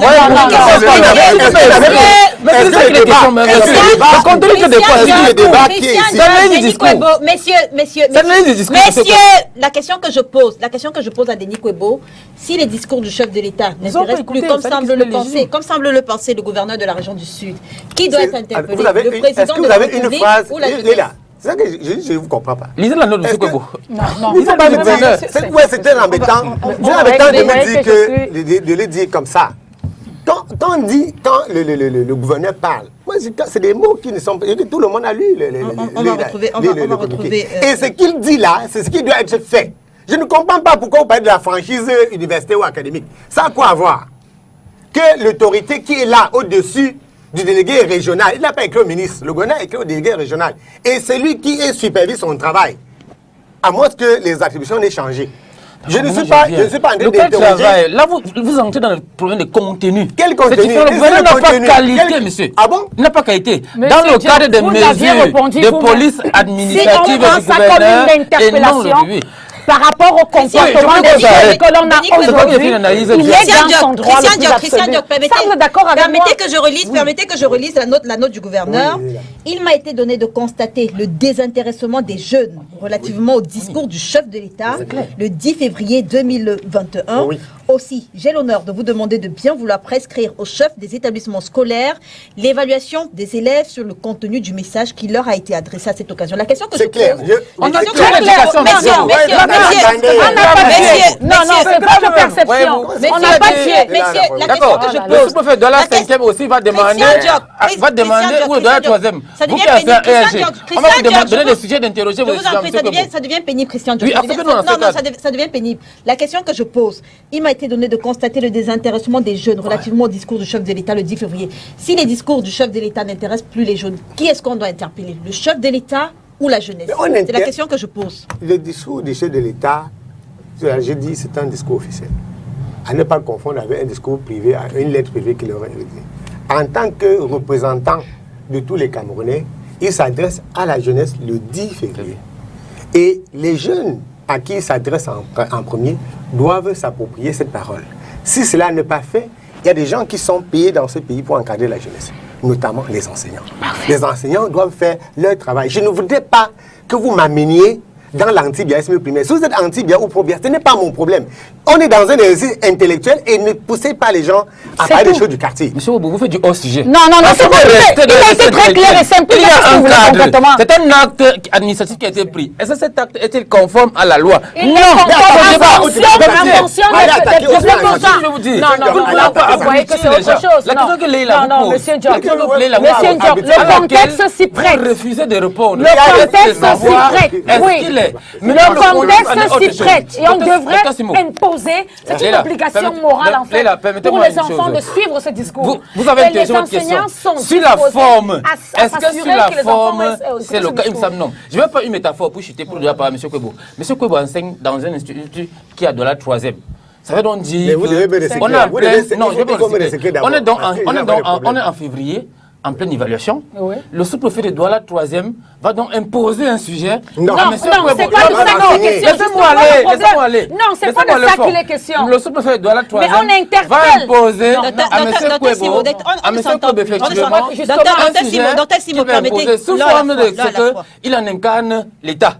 Voyez-vous, c'est ce que je voulais vous dire. Docteur Simon, je vais dire jusqu'ici, Mars Wabo a été le panéliste le plus. Je veux dire, on ne peut pas, on s'entend pas. Lorsqu'on crie tous, oui, c'est vrai, vous également. Lorsqu'on crie, tous en même temps, on s'entend pas. L'un après l'autre. Christian Diokalezi. D'accord, je suis en train de dire, je prenais cette métaphore pour effectivement comprendre. Je vous ai dit, le contexte, on peut effectivement l'évaluer, on peut le comprendre. C'est pour ça que je vous ai convoqué la question que moi je suis d'accord avec le gouverneur quand il demande effectivement de faire revenir cette question de citoyenneté. Parce qu'il se pose un problème là, le problème de l'institution présidentielle, le problème du discours présidentiel, le problème de la légitimité du discours présidentiel. C'est ce que je convoque ici, M. Obo, pour vous dire effectivement que si on en arrive à ce niveau, que les élèves ne peuvent pas écouter celui qui en incarne l'autorité de la République, il se pose un problème. C'est là où on a questionné, M. Wabo a questionné, à quel niveau on est-on arrivé là? On a échoué. Mais si on a des petits partis politiques qui nous disent qu'il y a des présidents élus, qu'est-ce que vous voulez qu'on fasse? Vous voyez. Mais qu'est-ce que vous voulez qu'on fasse? Et vous conviendrez avec moi, ça vous le savez. S'il y a des partis politiques qui vous disent qu'ils ont des présidents élus, et puis mettent l'esprit des enfants dans une amalgame totale, une confusion. Je vous en prie. J'étais dans sur le fond. Oui. En disant. Et vous terminez. Oui, pour terminer, pour dire effectivement qu'il se pose un problème de morale publique. Voyez-vous, j'ai convoqué les grands voleurs de la République, c'est qui? Ceux qui en incarnent les institutions. Ce qui fait que ça décourage effectivement les populations. Je vous dis, ce gouvernement n'est plus à même de pouvoir nous donner une certaine, une certaine morale publique. Je suis passé outre. Mais je ne veux pas que M. Obo nous dise sur la forme, je dis bien, du point de vue légal. C'est un acte. C'est-à-dire que c'est un acte d'abus de pouvoir. C'est-à-dire qu'il y a immixtion dans le cadre de l'autorité. Et il a convoqué une loi que le docteur Simon a fait de ne pas répondre. J'ai répondu à cette question, la question je vous de en prie. franchise universitaire. Il peut, le gouverneur le fait dans quel cadre? Dans le cadre de la police administrative, mais pas dans le contenu des enseignements. Non, M. Obo. Si on peut comprendre ici que l'acte du gouverneur de par le parent d'élève qu'il est, il a fait une étude et on en arrive, mais pas sur la forme. Allez-y, revenir sur le plan politique. Si vous voulez qu'on parle du droit Christian Diop, vous n'avez plus la parole. Christian Diop, vous n'avez plus la parole. Vous pouvez parler comme vous, allez permettre que je parle comme les autres, n'est-ce pas? Allez-y, parlez comme les autres, Denis Kobo. À commencer par Christian. Vous savez que quand Christian est dans un exercice qui a échoué, l'exercice de construction de la popularité, de temps en temps, il veut jouer à l'opposant, pour l'opposant, entre guillemets, pour montrer que, soyez avec moi. Après, il fuit. De temps en temps, quand ça l'arrange, il fuit le RDPC. Après, il faut montrer à tout prix, à tous ceux qui écoutent là, que sachez que je suis opposé au RDPC. Il ne savait pas de ça. Donc, il ne faut pas recadrer partout. Et quand vous posez la question, vous répondez à Dr Simon. Vous ne répondez pas à M. parce que vous avez peur qu'on dise que vous êtes opposé à lui. Nous ne sommes pas. Non, monsieur, on n'est pas opposé à lui. Nous ne sommes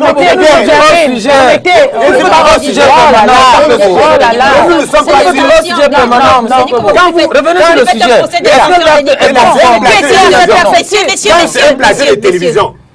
Quand c'est un plateau de télévision, je prends la parole pour rectifier, pour m'adresser à M. Wabo, je suis plus dans mon rôle. M. Wabo parle. Il parle à ceux qui nous regardent. Je parle à ceux qui nous regardent. Chacun de nous doit s'adresser à ceux qui parlent. Il ne faut pas en dehors du présentateur, essayez de rectifier, recadrer tel, parce que ce n'est pas votre rôle. C'est que vous ne faites pas écoute de journalisme, nous sommes dans un débat. Bien sûr, Et qui dit débat, c'est une échange. C'est une discussion.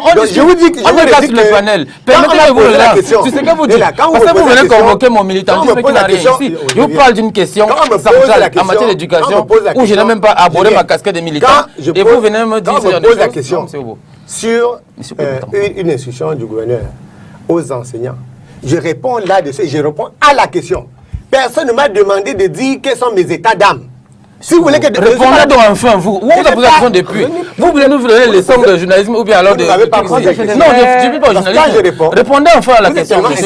Christian Diop. Donc le gouverneur demande, quand on demande à un enseignant d'évaluer les étudiants ou les élèves sur une matière, ça veut dire quoi?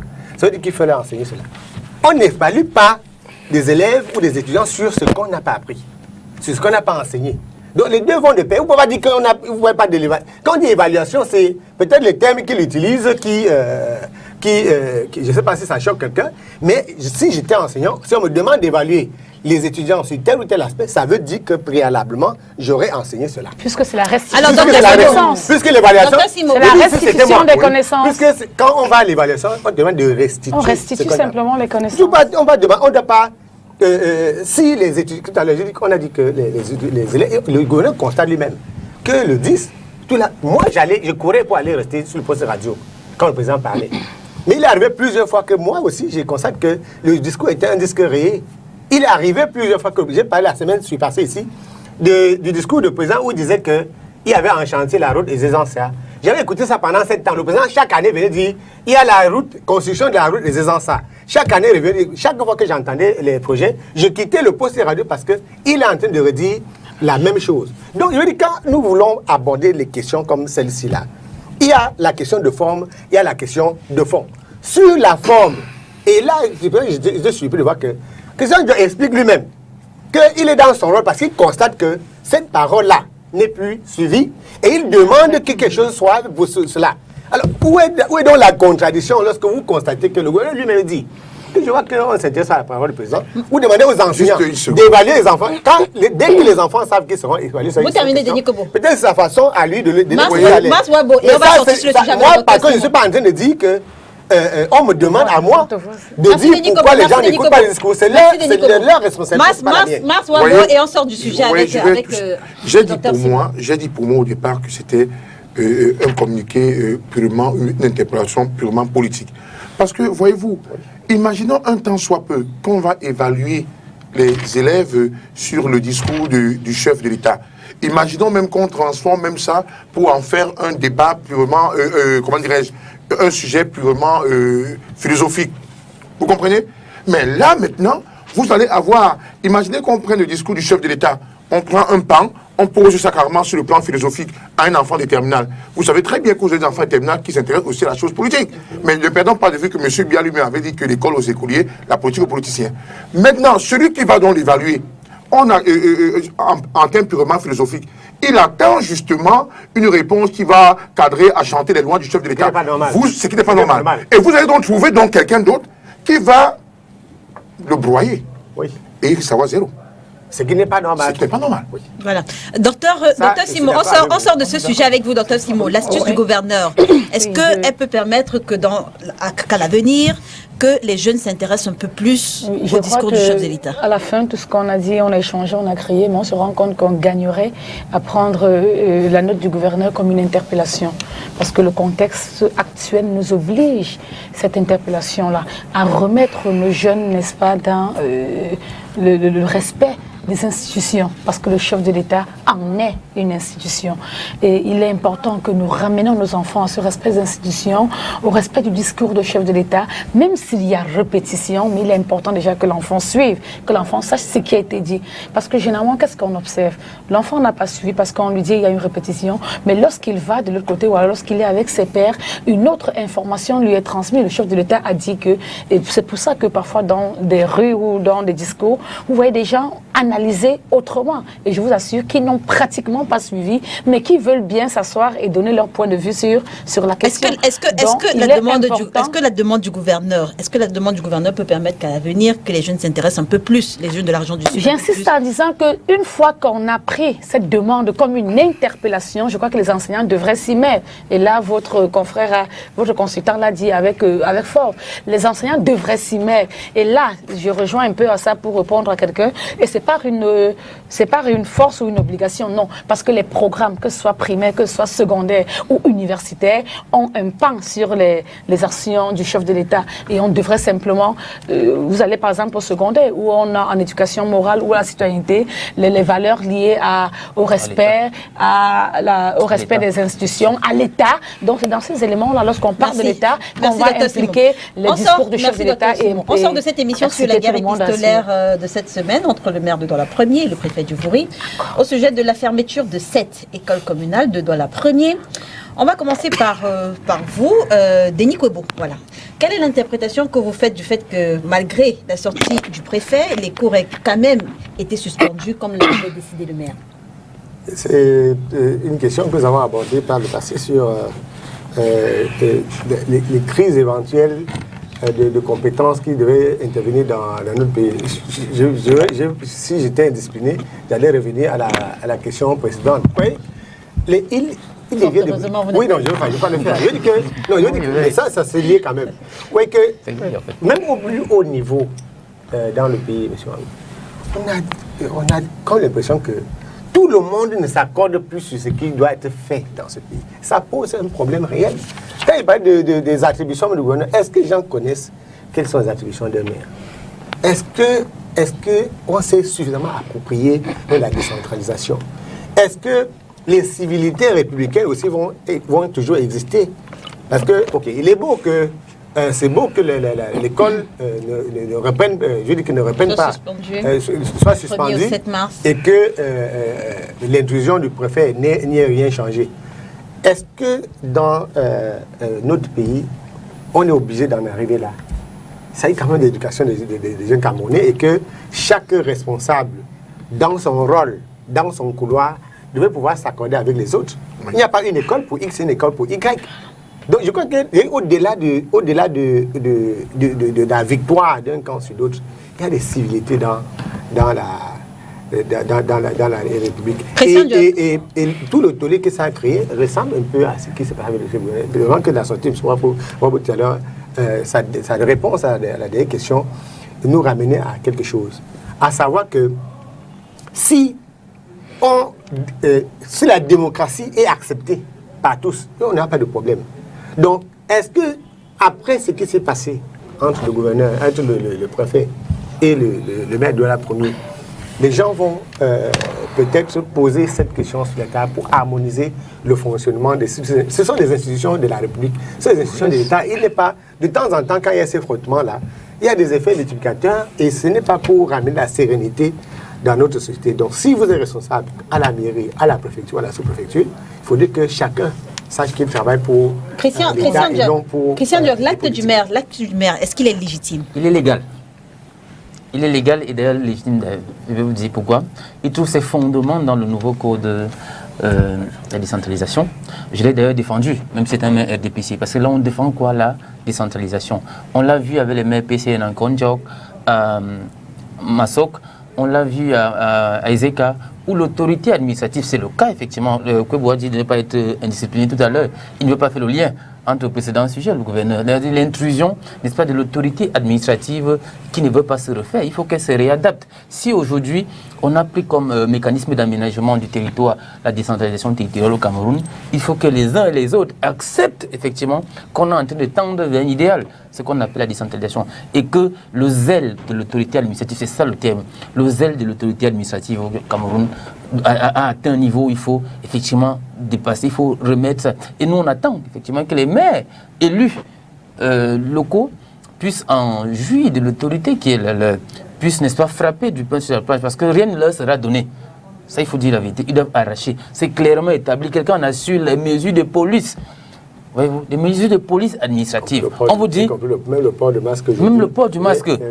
C'est pour ça qu'il y a cacophonie. Oui, il est inadmissible qu'un maire vous dit mes enfants sont dans les écoles en train de mourir, désinfectons les écoles, prenons même ça comme ça, laissons même le droit. Désinfectons d'abord, laissons les enfants 7 jours à la maison afin qu'ils reviennent et qu'on retrouve. Ça a été le cas par le passé, M. Kwebo, il me semble. Quand vous étiez au primaire, on désinfectait l'école, on vous laissait à la maison. Et qu'on arrive, le maire le fasse aujourd'hui, laissons même le cas du droit, qu'on le fasse aujourd'hui et une autorité se lève et l'autre mais que je n'ai pas compris, c'était le délégué de la santé. De l'éducation de non, non, pas le délégué de l'éducation de la santé, le délégué de la santé. Prendre un acte où effectivement une autre, vraiment j'entends encore, le maire, j'ai pris ça pour de la folie, mais j'ai été réconforté par la note du maire, même s'il faut dire au départ aussi que si on veut parler effectivement droit, il y a eu un problème. Il devait prendre un arrêté effectivement de fermeture et non une circulaire interne comme ça a été le cas. Donc, qu'on le veuille ou pas, oui, mais le préfet n'a pas qualité à annuler un tel acte. Parce que la loi, je dis bien l'article 75 est essentiellement clair. Il faut que le préfet sache à quel niveau le contrôle de légalité se fait, a posteriori ou a priori en l'espèce. Et là, il me semble que c'est a priori. Et là même, la loi est claire, elle lui dit, l'informe et donne même le délai d'information. 15 jours. Il faut intégrer. Comment est-ce que vous analysez la sortie du préfet au regard des tests du code de la décentralisation, du nouveau code? Non, je ne veux même pas entrer dans, le jargon purement juridique. Il y a une question de bon sens. Il y a une question de bon sens. Le maire fait un constat. Nous avons tous nos enfants qui sont dans des écoles maternelles et au-delà. Et alors, il fait le constat que des gens tombent malades et puis ça ne va pas, il faut désinfecter. Alors, c'est comme un chef d'entreprise qui se lève un matin, qui dit à ses employés, vous n'avez pas travaillé pendant 3 jours pour des raisons de santé, il faut qu'on désinfecte. Mais il faudrait être un employé doté de mauvais sens, de mauvaise foi autant pour moi, pour dire non, il faut qu'on travaille. Pour dire tout simplement qu'il faut à un moment donné que les autorités laissent un peu leur guerre de leadership. Et je crois que quand on va entrer, il faut qu'on applique une véritable décentralisation. Si on était vraiment en train d'appliquer la décentralisation, le préfet ne pouvait pas interpeller le maire. Le maire est quand même, on dit quoi, le premier magistrat de la ville, en fait, disons de son territoire. D'accord? Alors, même s'il l'a fait et que ça n'épousait pas l'assentiment du préfet, mais dans ça, il y a quand même une question de bon sens. Et lorsqu'il y a une question de bon sens, à un moment donné, on peut à un moment donné se taire et passer outre. Même si on estime que le maire devrait faire ceci. Parce que quand vous écoutez le préfet, on vous dit qu'il fallait qu'il y ait une cohésion, il fallait que ça soit national, que ça soit... J'ai même envie de dire, je félicite le maire, Lengue Malapa, qu'il a fait parce que moi, à la place du préfet, je laissais faire. Je laissais faire pour ne pas chercher que ça soit également... Parce que comme il l'aura fait, ça peut attirer justement l'attention du maire d'Édouard II, de la 5e et les autres maires. Et c'est comme ça qu'on peut justement avoir des écoles qui sont peut-être à l'abri du Covid. Et je crois qu'en tout état de cause, quand vous suivez même, quand vous lisez la note du ministre de l'AT, comment vous l'appelez, Antanadi, voilà, il rétablit quand même d'une manière ou d'une autre. Quand vous le lisez dans le fond, vous sentez quand même que quelque part, il penche du côté de l'action du maire. Docteur Simo, quel est le problème que ce bras de fer pose? Non, ne regardons pas ça sur l'angle du bras de fer. Ça, je vais commencer par là. Bras de fer, docteur Je vous en prie. Ne regardons pas, ça dépend de la position. Je vous assure que si on nous... Quel est le terme ou un 9 là, selon la position... Docteur Simo, quel est le terme qui vous sied le mieux? Quel est le terme qui vous sied le mieux? Comme ça, j'utilise le terme et je repose la question. Je crois que M. Ouebou a très clairement identifié, nous sommes dans un nouveau contexte de décentralisation qui doit être mis sur pied. Et la perception n'est pas... total pour tous. Mais moi, ce que je voudrais qu'on comprenne ici déjà, c'est que au départ, la première note qui a été sortie par le maire portait, parce qu'il y a eu 2 notes, oui. Il y a eu une rectification. Et depuis que je vous entends, j'ai l'impression qu'on veut occulter la première note. La première note mettait l'accent sur une fermeture directe. Et c'est un peu ça qui a posé problème. Et je parle de poser problème, pourquoi? Parce qu'on parle d'une action sociale, on parle de l'éducation. C'est vrai que nous sommes dans une école communale, une école qui est créée par la mairie et qui, de manière administrative, a le droit de gestion et de contrôle total. De création, mais tout ce qui va. On parle d'une action sociale qui impacte toute une population et qui va dans le bien de toute une population. Donc le problème qui se pose à ce niveau, c'est que l'action a été posée.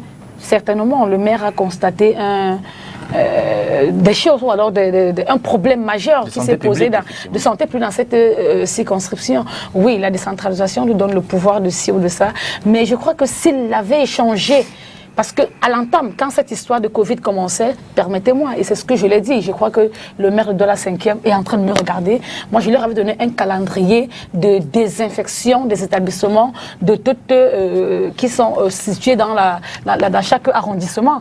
Et je crois que c'est ce qui devrait être fait chaque 3 mois ou 4 mois pour essayer, n'est-ce pas, de réduire ces mesures barrières. Donc, c'est quand il y a cette note de fermeture, on va y aller rapidement, on n'a plus beaucoup de temps. Que la deuxième note est sortie comment comprendre pour Merci Dr Simon, on n'a plus beaucoup de temps. En une minute, Denis Kofo, comment comprendre la persistance des conflits de compétences au niveau d'implémentation de la décentralisation à l'heure actuelle? On y va rapidement. Il faut toute une culture de décentralisation. C'est ça le mot.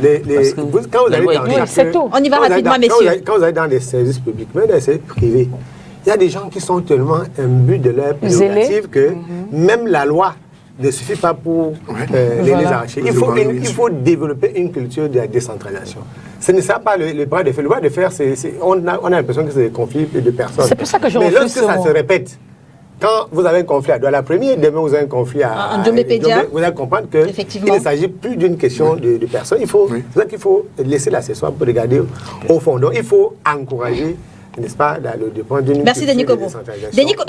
Christian Diok, on a finalement l'impression que le code sur les collectivités territoriales décentralisées est lui interprété de façon contradictoire par les deux acteurs. Le préfet lui convoque l'article 39, le maire lui revient et convoque l'article 161. Qu'est-ce qui peut le justifier?